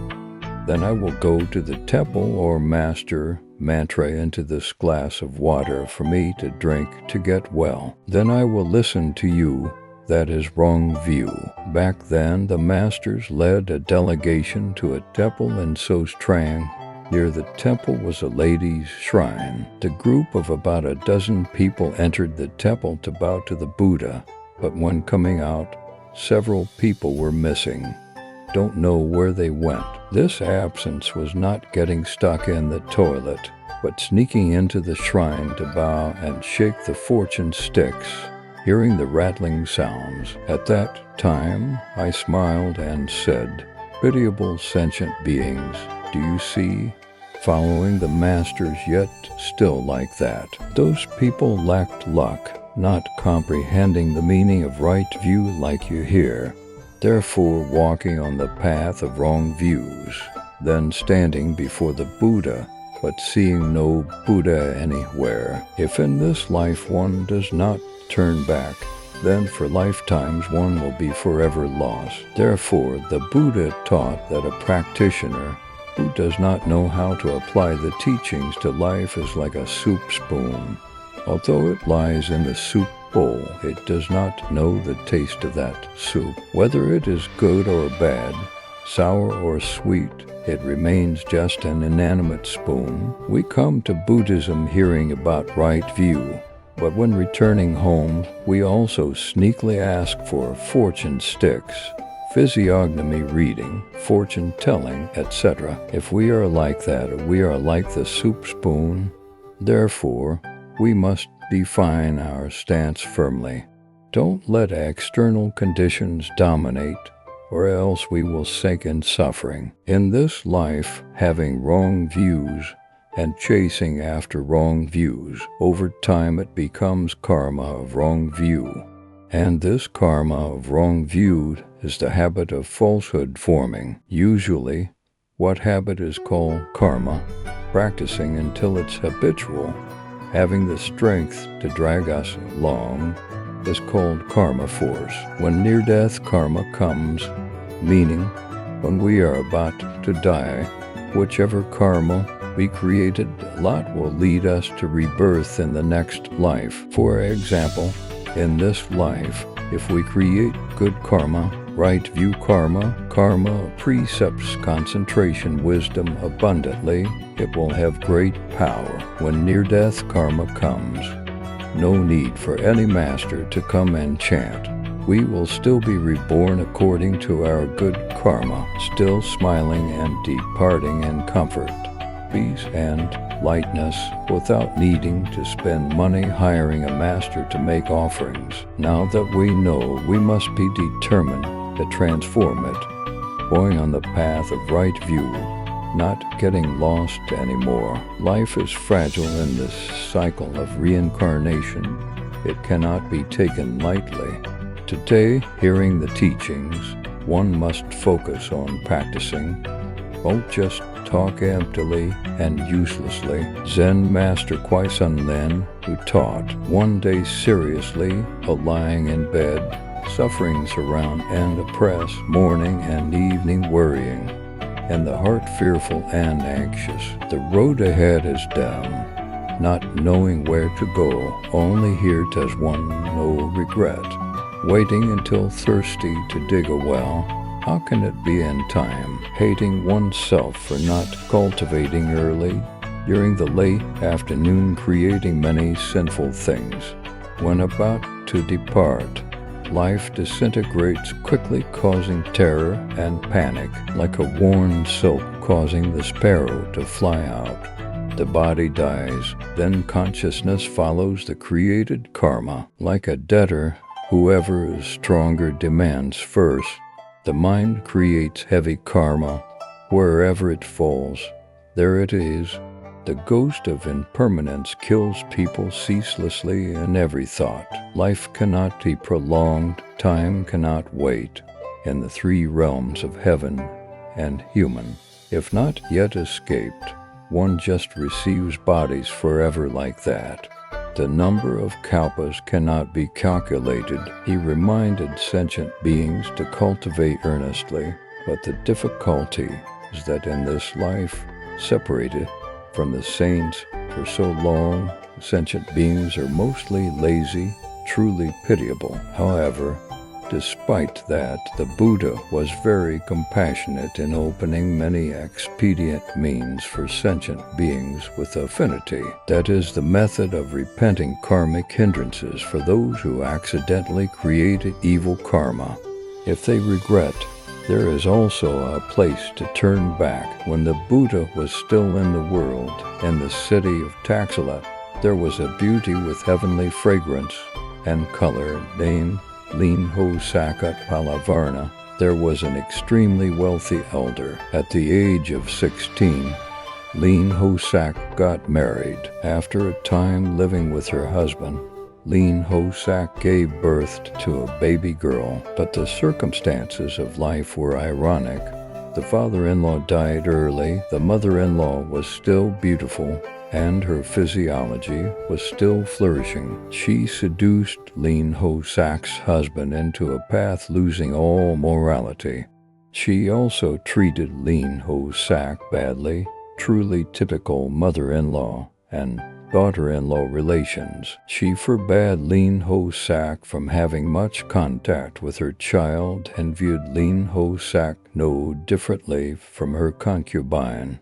Servant. Lin Ho-sak's life was no different from a servant girl in the family. Too sad and extremely resentful, Lin Ho-sak ran away from home, leaving her child for her husband, and also did not dare to return to her parents' family, wandering here and there to make a living. After a few years, stabilizing her spirit, her beauty recovered. A one-child girl looks worn out. Vietnamese idiom implies beauty. Lin Ho-sak remarried a wealthy merchant. Because of the busy trading business, Lin Ho-sak's husband was rarely at home.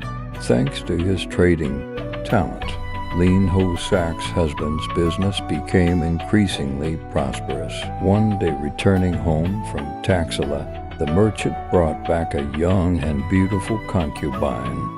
To avoid disturbance in the family, the merchant bought a private villa for her to reside. Many nights the merchant used the excuse of socializing, visiting friends, planning business, to go to the private house to live with the concubine. Here neighbors whispered.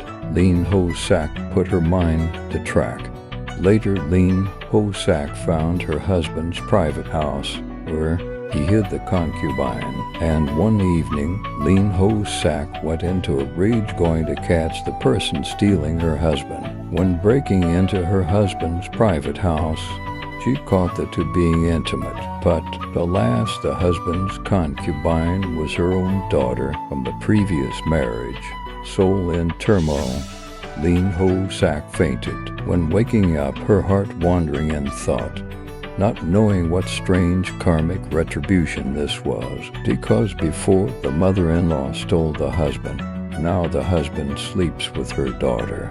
How to address each other to fit moral principles. What meaning is left in life? Depressed, seeing the human condition, Lin Ho-sak decided to become a prostitute to destroy the families of promiscuous men, women with jealous blood, partly to buy fun and forget the miserable past. Because of too much resentment, Lin Ho-sak did not only tease worldly people, but wanted to challenge and tease ascetics too. One day, Lin Ho-sak went to hide in a flower garden located on the road Mahjayana Mutt King Lin used to pass in the early morning. When Mahjayana went on his alms round to the flower garden gate, Lin Ho-sak blocked the way to tease him. Thanks to high spiritual power, knowing this was a flirtatious prostitute intending to confuse him,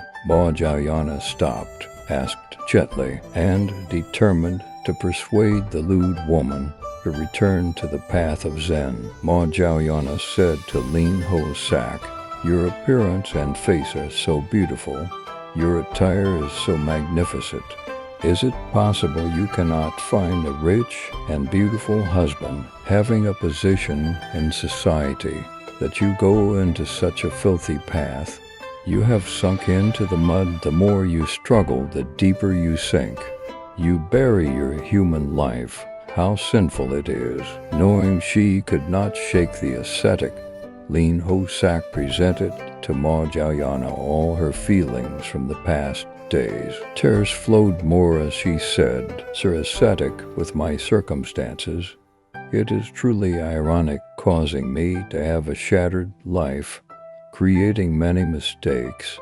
Now what can I use to redeem them?" Mahjayana comforted and soothed Ms. Lin Ho-sak Humans, when fallen on the ground, must know how to push against the ground to stand up. Losing this round, set up another round.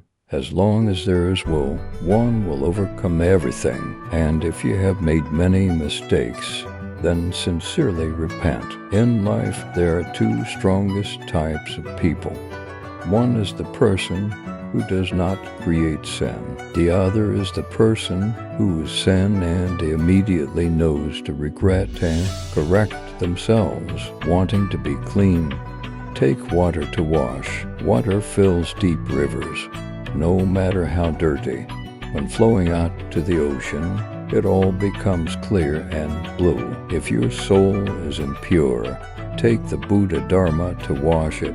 The Buddha has 84,000 Dharma doors, very suitable to principles and capacities. Humans can choose a Dharma door to practice according to circumstances and abilities. All sentient beings have Buddha nature in their hearts, no matter how many layers of affliction and mistakes cover it. With determination, all will be washed clean to attain enlightenment and liberation. You can follow me to the Buddha to ask for the Dharma of repentance and practice the right way, truly deluded for a lifetime, enlightened in a moment. Through the Venerable's explanation and comforting with moral principles, Lin Ho Sak woke up, her face becoming fresh again. Asking to follow Mahayana to bow to the Buddha, Lin Ho Sak was allowed by the Buddha to renounce the world, becoming an exemplary bhikkhuni, and later Lin Ho Sak attained arhatship and became the bhikkhuni foremost in supernatural powers. In this world, who is without mistakes, we are people who are still cultivating. So how can we avoid errors? The important thing is that we must dare to resolutely rise above ourselves, defeat ourselves, and correct the mistakes we accidentally created when deluded. The meaning of repentance is very deep. A person committing a sin is like a cup of poison. If knowing how to regret and correct, it is like daily adding pure clean water into that cup of poison. Let it be 1 day, 1 month, 1 year, 2 years, 3 years, etc. Then that cup of poison will no longer exist, and we can hold that cup of water to drink without dying. That is the function of sincere repentance, repenting according to the degree of heaviness or lightness. Buddha uses the mind. In ancient times, in the assembly of holy disciples of the Buddha, Subhuti Buddha used wisdom to contemplate and illuminate the empty nature of all dharmas, realizing the principle of emptiness. From then on, the Venerable often spoke of the principle of emptiness, and all dignified, subtle actions express the principle of emptiness. Legend has it that one day, Vulture Peak Cave on Mount Gridrajata, while sewing a robe, the Venerable used wisdom to contemplate and knew the Buddha was returning from propagating in Magadha. The Venerable stopped sewing the robe, intending to go welcome the Buddha, but immediately thought that the Buddha is the selfless one. The Dharma body is empty and silent, completely still. Self and what belongs to self are both empty, cutting off all duality. The Buddha once said, "No self, no person, no sentient being, no lifespan. All dharmas are empty and silent. Dharma nature pervades space and time. Where is the Dharma body of the Buddha not present? Therefore, if I go to welcome the Buddha, I might be scolded by the Buddha as a person practicing the wrong path." In the Prajna assembly, the Buddha said, "If using form to see me, using sound to seek me, that is a person practicing the wrong path, unable to see the Tathagata."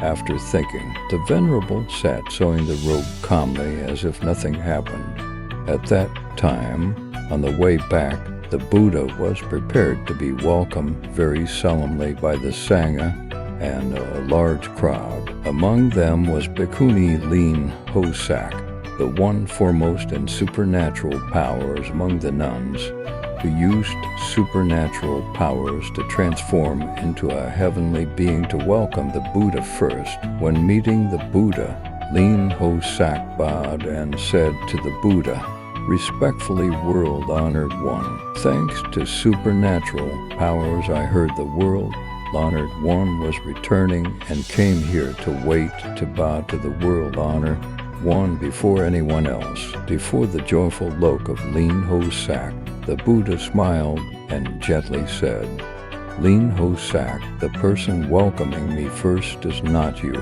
Looking to the for directions, seeing no one, everyone is still far behind. With a skeptical and bewildered look, Lean Hosak knelt and said, "Respectfully, world-honored one, I used supernatural power to come here and saw no one. So who is the person welcoming the world-honored one before me?" Just as Lean Hosak finished the question, Kashyapa and the Sangha slowly arrived, waiting for the monks to gather in large numbers. The Buddha smiled and said to everyone, and also to answer Lean Hosak, the Buddha said, "O monks, you did not mind the distance to come here to welcome me, but the person who met me first is Subhuti. Right now at Vulture Peak Mountain, Subhuti is contemplating the empty nature of all dharmas. He sees the nature as empty and silent, but essentially not empty. He is the one directly welcoming me first." The disciples, including Lean Hosak, hearing the Buddha speak, clearly understood that the characteristics of dharmas are illusory like dreams, magic, bubbles, shadows, dew, lightning. According to the nature, dharmas are legally empty and quiet, free from self, person, sentient being, and lifespan. Subhuti clearly understood that truth. So the Venerable was the one welcoming the world-honored one before anyone else. The Venerable deserves to be the one foremost in explaining emptiness among the holy disciples. The mind and actions of Subhuti were not on empty theory, but he always practiced the Buddha's teachings exactly according to the Buddha's sentence. "A person, though far from me, but always practicing my teachings, is like being close in front of me. But a person, though near me, who does not know how to cultivate is like being 1,000 miles away." The selfless and mindless merit of Venerable Subhuti is very profound. You remember to try to practice accordingly. In the practice center, too, there are many people toiling in the kitchen, taking every bundle of vegetables, washing every bowl, sweeping every stalk of trash. At 3 or 4 a.m. silently waking up to work, blowing every fire stove, charcoal stove, faces full of dust. Do you see? Those people have sincere hearts, so their blessings are also great. In the community, seeing what needs to be done, they do it, not needing praise or flattery, or seeing the seniors. We only then do it, not waiting for the master to come down and see before we do it. Truly, everything in the practice center is done for oneself. Buddha uses the mind like that. There are toilets the masters have to sweep and scrub for the Buddhists, but the Buddhists do not know. Sometimes engaging in activities, making it dirty, and just leaving it there, it's okay. I'm leaving in a few days anyway. Why sweep and make myself tired? That thought subtracts from one's own blessings without knowing. Entering a Zen monastery or going somewhere, we must be very conscious of this. When the Buddha was still in the world, Rahula vowed to keep the precepts be careful with words and advance in secret practices. But the Buddha still told Venerable Sariputta to always restrain Rahula with daily tasks. Following the Buddha's words, Sariputta assigned the task of sweeping the yard and arranging beds to Rahula. One day after completing the daily tasks, Rahula went to the lecture hall to listen to the Buddha preach, returning to the room only at night. Rahula saw that a guest monk had moved Rahula's robe and bowl out to take the room to sleep according to the guidance of the manager. Having vowed to keep silence and follow the secret practice, Rahula had to hug his robe and bowl and go out to the yard. Suddenly, the sky poured rain torrentially. Rahula then hugged the robe and bowl into the latrine. Also, because of the rain, water flooded the cave. A snake looking for a place to hide crawled into the latrine. Because it was dark, Rahula sat motionless and didn't see the snake. In the flooding water, the snake crawled to find a dry place, so it also didn't know there was a person in the latrine. That very night, someone reported to the Buddha that Rahula had his room occupied by a guest monk and Rahula might be hiding from the rain in the latrine. The Buddha immediately went to look for Rahula. When shining a light into the latrine, the Buddha saw Rahula sitting hugging his knees in one corner, and the snake coiled in another corner. Then Rahula was called out by the Buddha and led into the vihara. The next morning, the Buddha gathered the Sangha and promulgated a regulation. Novices can share a room with bhikkhus. Furthermore, when Rahula was young, he participated less in the Sangha's activities to obey the Buddha's transmission of practicing dignified, subtle actions. At 20, Rahula attained the holy fruit and was respected by many. Therefore, Rahula was offered the most by believers. One day, the Buddha preached at Kapilavastu. A wealthy elder came to ask for refuge in the Buddha, but had a great affinity with Venerable Rahula. After the day of taking refuge, because they were from the same hometown of Kapilavastu, the elder offered Rahula all necessary things. Having assets available, the elder built a vihara to offer. The vihara was spacious and grand, so Rahula moved in to reside there frequently. On the way to preach, monks also often stopped at Rahula's vihara. Therefore, the vihara was always crowded with guests coming in and out. One day, thinking the vihara was offered by him, so he had the responsibility to manage it, the elder was very diligent in visiting the vihara to discuss this and that with Rahula. Waiting for the moment, he encroached on the authority of the abbot. Rahula, being a practitioner of endurance, remained silent before the elder's actions, and also because he hadn't heard the Buddha set rules on receiving and managing viharas. During a return to the bamboo grove vihara, Rahula asked the Buddha for instruction. The Buddha taught that in my teachings, the property of the Sangha, the lay believers cannot interfere with. Rooms, viharas of the Sangha, lay Buddhists have no right to manage any object, including the vihara.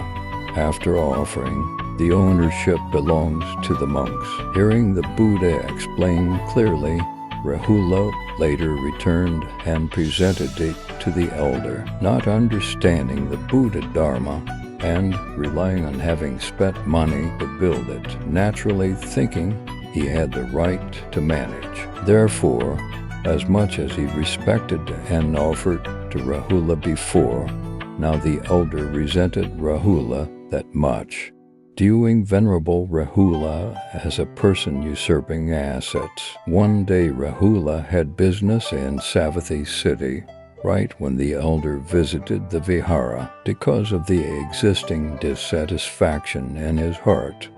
And seeing the vihara empty, the elder hurriedly took the vihara to offer to another bhikkhu. When finishing business and returning, seeing the vihara occupied, with the mind not seeking profit or dispute, letting go of everything, Rahula hugged his robe and bowl and returned to Jetavana Vihara. Thus the Buddha asked the reason. Rahula presented to the Buddha that the Vihara was reclaimed by the elder and offered to another bhikkhu. The Buddha thought, people who don't understand Buddha Dharma doing Buddhist work is truly a difficult thing. Then the Buddha gathered the Sangha and taught, items already given as alms to a person, calculated to be given again to you plural, you must not receive. Saying so is not that I favor or defend Rahula's interests. Rules in the order must be clearly defined to avoid troubles later. Rahula's secret virtues did not need anyone to know, but he was always ready to yield good things to others. That is the patience within selflessness Zen Master Kuang Kam in the past cultivated purely. Donors supported and offered many material things. Therefore, the great assembly ate and drank neglectfully and wastefully. At 2 a.m., he woke up alone to pick out the pieces of burnt rice that the assembly had thrown in the trash can. He took them to wash clean, then dried them and put them in his hut. One day he said to the assembly, "Today, Father has a dish to treat the assembly." He took that dried rice, roasted it, and mixed it with sugar and coconut. After roasting, it was very crispy and tasty. The assembly was jubilant and asked him, respectfully, "Master, where did you get this dish?" Zen Master Kuang Kam said, "This is what the assembly threw away and I picked up." You see such practice of thrift. What about us here? Even if we have cars, multi-story houses, or infinite gold and silver, we must consume carefully in mindfulness and alertness. Do not rely on this stuff as mine, so I use it freely. Otherwise, over time, blessings will be damaged. At that time, it will be hard to cultivate, using the offerings of donors without cultivating, but wasting them. One will wear fur and horns, be reborn as animals to repay the debt. It is not trivial. The masters today are also incurring debt to you Buddhists. Cultivation is not just talking about theory, but must be sincerely using the mind to experience it in daily life. A mind that is bright understands all dharmas thoroughly. Just need empty, skillful use. Often use skillful, empty, meaning using emptiness skillfully. Self-nature always acts within prajna wisdom. Then worrying about the great work not being accomplished. Thoughts coming and going are all within rules. Principle and phenomena interpenetrate, immediately becoming a Dharma vessel. Arriving there, then patriarchs and minds all correspond wondrously. Not a single thing can be attained, but responding to potentials and tacting things has functions as numerous as the sands of the Ganges. Right here, never regressing, debating real and false is hard to distinguish, isn't it? That a soulmate is needed to understand this place. Promise to see each other face to face. One day, the sixth patriarch Huineng told the assembly, "Your self-mind is the Buddha. Do not doubt. Aside from that, there is not a single thing that can be established. All are the original mind giving birth to 10,000 dharmas. Therefore, the sutra says, mind arises, dharmas arise, mind ceases, dharmas cease. If wanting to achieve the seed wisdom, One needs to attain the one mark samadhi and one practice samadhi. If in all places one does not dwell in marks, and within those marks does not generate love or hate, nor accept or reject, nor think of benefit, success, failure, etc., peaceful, calm, empty, frugal, that is called one mark samadhi. If in all places walking, standing, sitting, lying, one is purely straightforward in mind, acting without moving the practice center, immediately forming the Pure Land, that is called one practice samadhi. The ancient virtues often said, if the mind is right, the evil scene also turns into right. Everywhere is a practice center. If the mind is evil, the right scene also turns into evil. Everywhere is hell. One day a monk asked Zen Master Bachuong, what is the essential Dharma of Mahayana sudden enlightenment? The master replied, you first cut off all conditions, rest all matters. All good and not good dharmas, worldly and supermundane, do not remember, do not think about. Let go of body and mind so they are at ease. The mind like wood and stone, no longer discriminating, the mind has no rising thought. If the mind ground becomes empty, the sun of wisdom naturally appears. Just cut off all climbing conditions, greed, anger, love, grasping, emotional attachment, defilement versus purity all gone. Regarding the 5 desires and 8 wines, do not be moved. Do not be bound by seeing, hearing, feeling, knowing. Do not be confused by scenes. Then naturally fully possess supernatural powers and wondrous functions. That is a liberated person.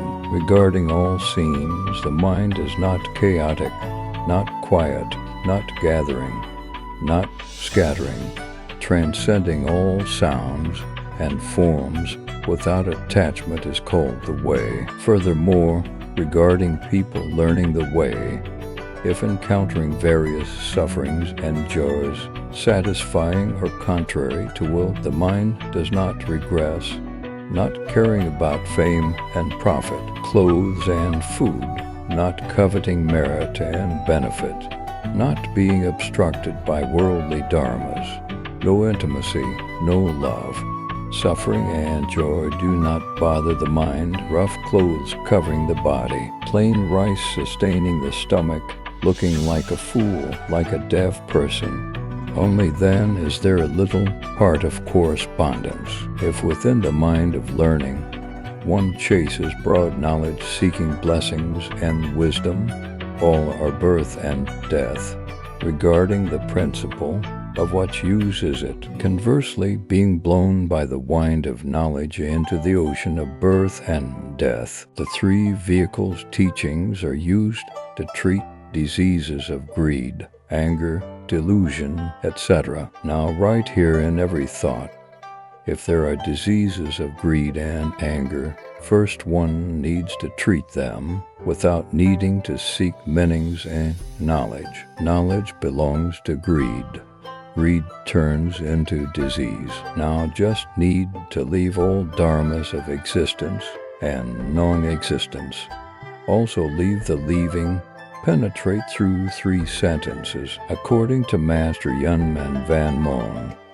1. Cut off the heavy flow, cut the chains. 2. Cover heaven and earth, containing the universe. 3. Follow the waves, chasing the waves. As for the Mahavarokana Sutra, it records 1. Bodhicitta is the cause. 2. Great compassion is the root. 3. Expedient means is the ultimate. Then naturally one is no different from the Buddha, since one is already a Buddha. Why worrying about the Buddha not knowing how to preach? Just fear not being a Buddha, so being bound by dharmas of existence and non-existence, unable to be free, because the principle of the way has not been established, but one already wants to accumulate blessings. Being dragged by blessings is like a lowly servant ordering a noble person. It is better to first establish the principle of the way and practice, then have blessings later. Blessings are leaking and permanent, and currently our era is an era of conflict and winning, losing of ideologies. Every doctrine originates from a certain perception of life. Those intuitions and perceptions of life, even if accurate, may not necessarily give us a comprehensive image of the truth of life, not to mention the fact that life is always transforming and its image is also always changing.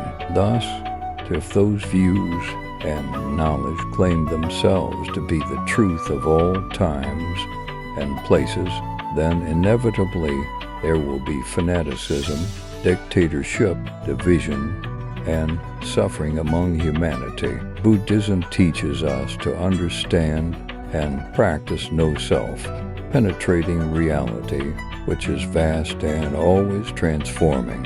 The Dharma doors of Buddhism must be practicable and effective, and if wishing to be so, the Buddhist must be conscious that the perception of reality must be performed regularly to help the mental action serving and helping humanity. Must always be alert, must open eyes, must listen, must know how to learn and accept the successes of others.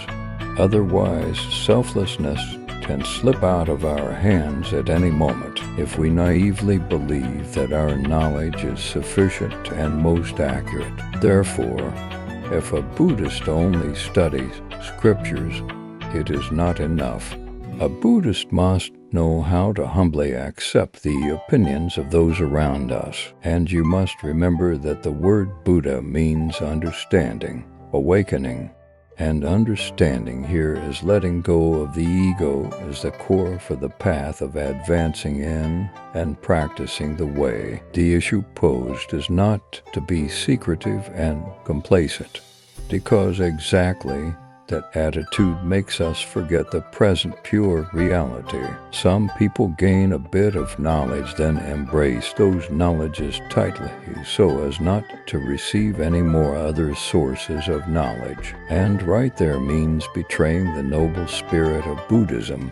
That is called attachment, and the obstacle caused by the attitude of clinging tightly to one's dry and small amount of knowledge is called the obstacle of knowledge SS Tri Chong. In Zen history, there is a story. One day a monk in the assembly went up to tell the master, "Respectfully, master, I have been in this temple for quite a long time. I have studied cultivation for quite a while.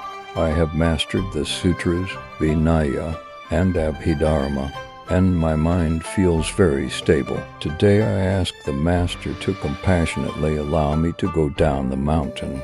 The master saw him very happy and said, "You going down the mountain is fine, but help me with one thing. Go inside and get a basin, then take the biggest rocks and fill it, then bring it here for me."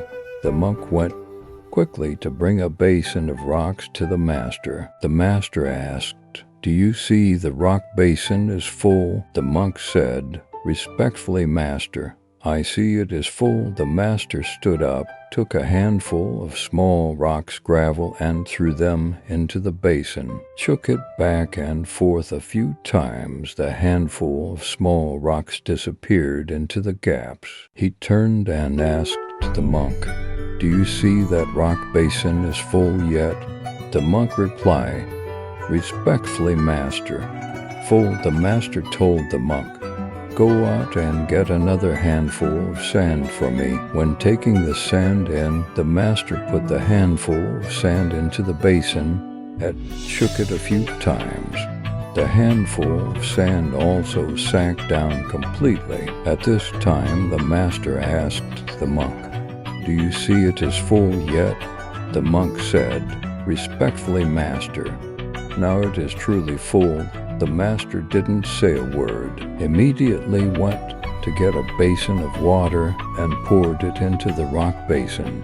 The basin of water also drained in completely. The master looked at the monk, smiled slightly, and said, "The study of the way cannot be taken lightly, even if you know by heart all the thousands of scriptures and meanings. If the place of seeing and knowing is still obstructed, and the mind is not enlightened to the true source, then seeing, hearing, or 10,000 things are just demon karma. As long as there is a speck of doubt, one has not reached the rank of no learning arhat.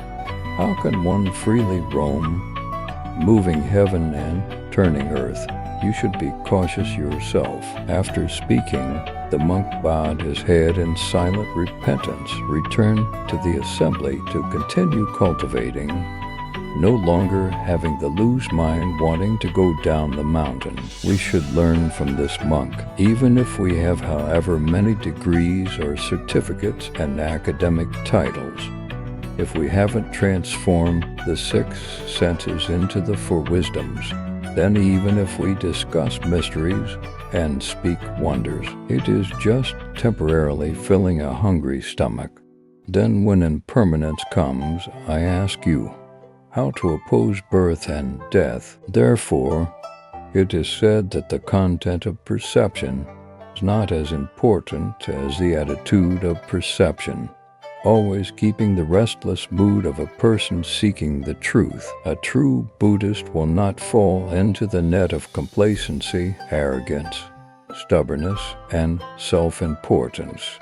Our society has borne too many wounds due to the collision of generations. Thus, the basic condition of the healing process is to resolutely withdraw the attitude of I am above all, to become more humble, more open, more tolerant, aiming to avoid causing new wounds for the younger generation later on, and shed the hard shells imprisoning each individual self or each collective self-group in the prison of one's subjectivity. The entire prajna system is to speak of that necessity. The career of a bodhisattva is to serve people.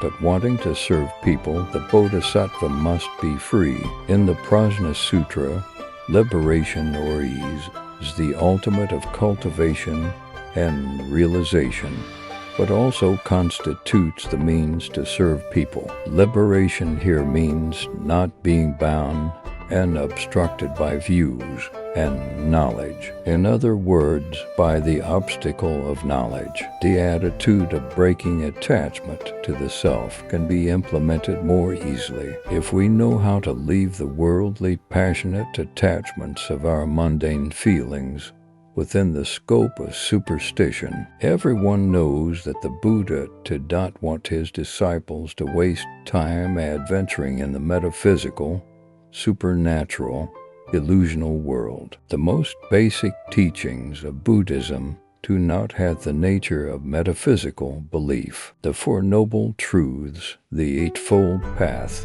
5 faculties, 5 powers, 7 factors of enlightenment, for foundations of mindfulness, for right exertions, etc. Those teachings must be received and learned with a righteous spirit, not learned with a superstitious attitude.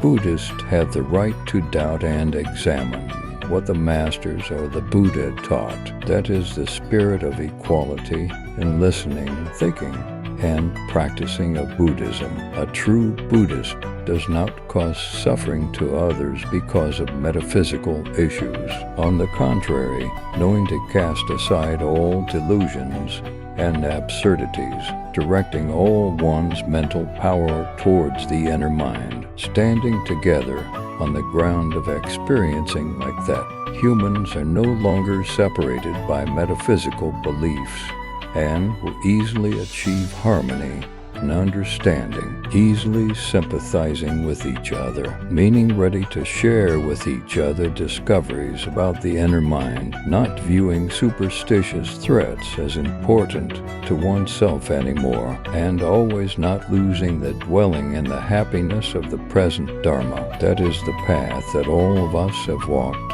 are walking, and will go on. On this path, we will meet many bodhisattvas. These bodhisattvas will challenge us, will soothe us, and will always stand by us until the day of complete selflessness. To summarize today, from here and now, you must change your desire eyes into wisdom eyes to practice looking at life. Practice looking at the living scenes around us with compassion, at equality, to understand people and understand ourselves more. We must live in a way that suits the moral principles of human life, pleasing people's hearts without being outside the framework of morality. Children, too, must practice looking at life, looking at those who came before to learn the good virtues of those who came before, rather than clinging to their own seeing and knowing. Children nowadays often say that in the current situation, the world is developing like this,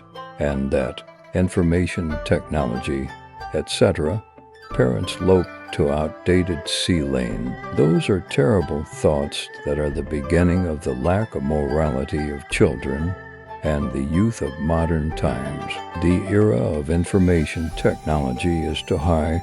Sometimes they look down on their parents, look down on those who came before, but they do not understand that without parents, there would be no self in this world to learn this, and that grace is truly immeasurable. Currently, how many cases of killing fathers, killing mothers, killing siblings? The main cause is lack of awareness, then drugs clouding the mind and human quality, having no wisdom about gratitude and repaying gratitude, then creating tragic miseries.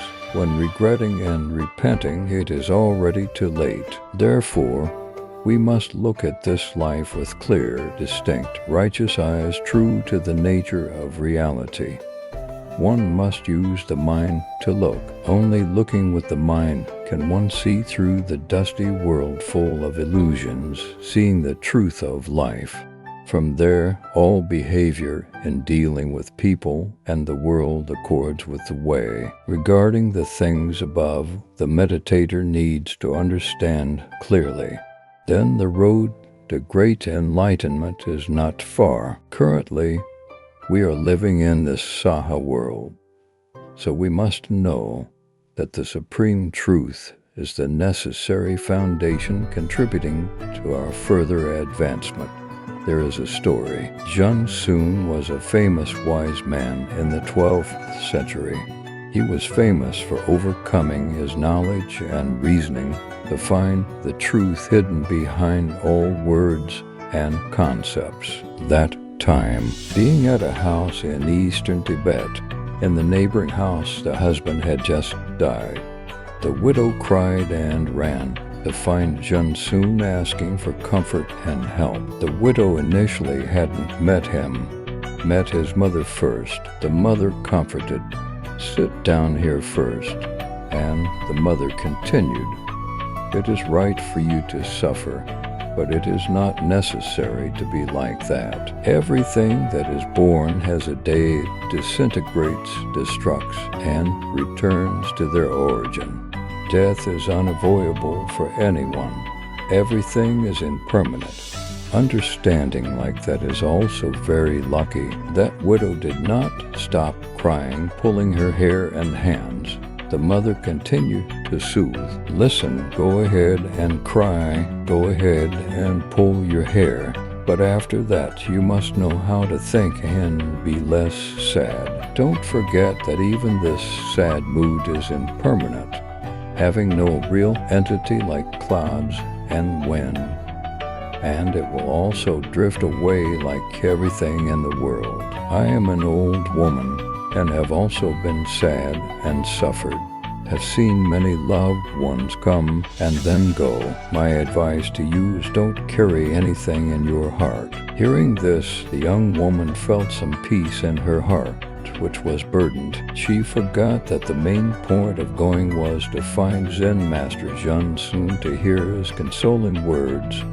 She returned home with a peaceful heart. Throughout the funeral, she kept remembering the old woman's advice, and thanks to that overcame the pain of losing her husband, not being drowned in pain and despair. The whole village clearly saw she was calmer and more thoughtful than when her husband was alive. And not long after, many people even sought her out to hear advice when having sad stories. Half a year later, Zhen Sun went to central Tibet to continue teaching. He had a number of high-level disciples and was discussing the cycle of reincarnation, the endless circle of birth and death and rebirth. An old wise Lama asked the master how to escape the way of thinking, to escape the cycle of reincarnation before entering nirvana. Suddenly standing up and reciting a verse, "I am present harmoniously without obstruction, because I realize that my self-nature is one with the Buddha and the Masters. I am joyful, needing not try to worship or assert anything." As the Tantra Sutra said, samsara or nirvana, good or bad, this side or that side, they are all not real, having no self. Saying is just saying just because speaking of this side, so speaking of that side. Do you friends not see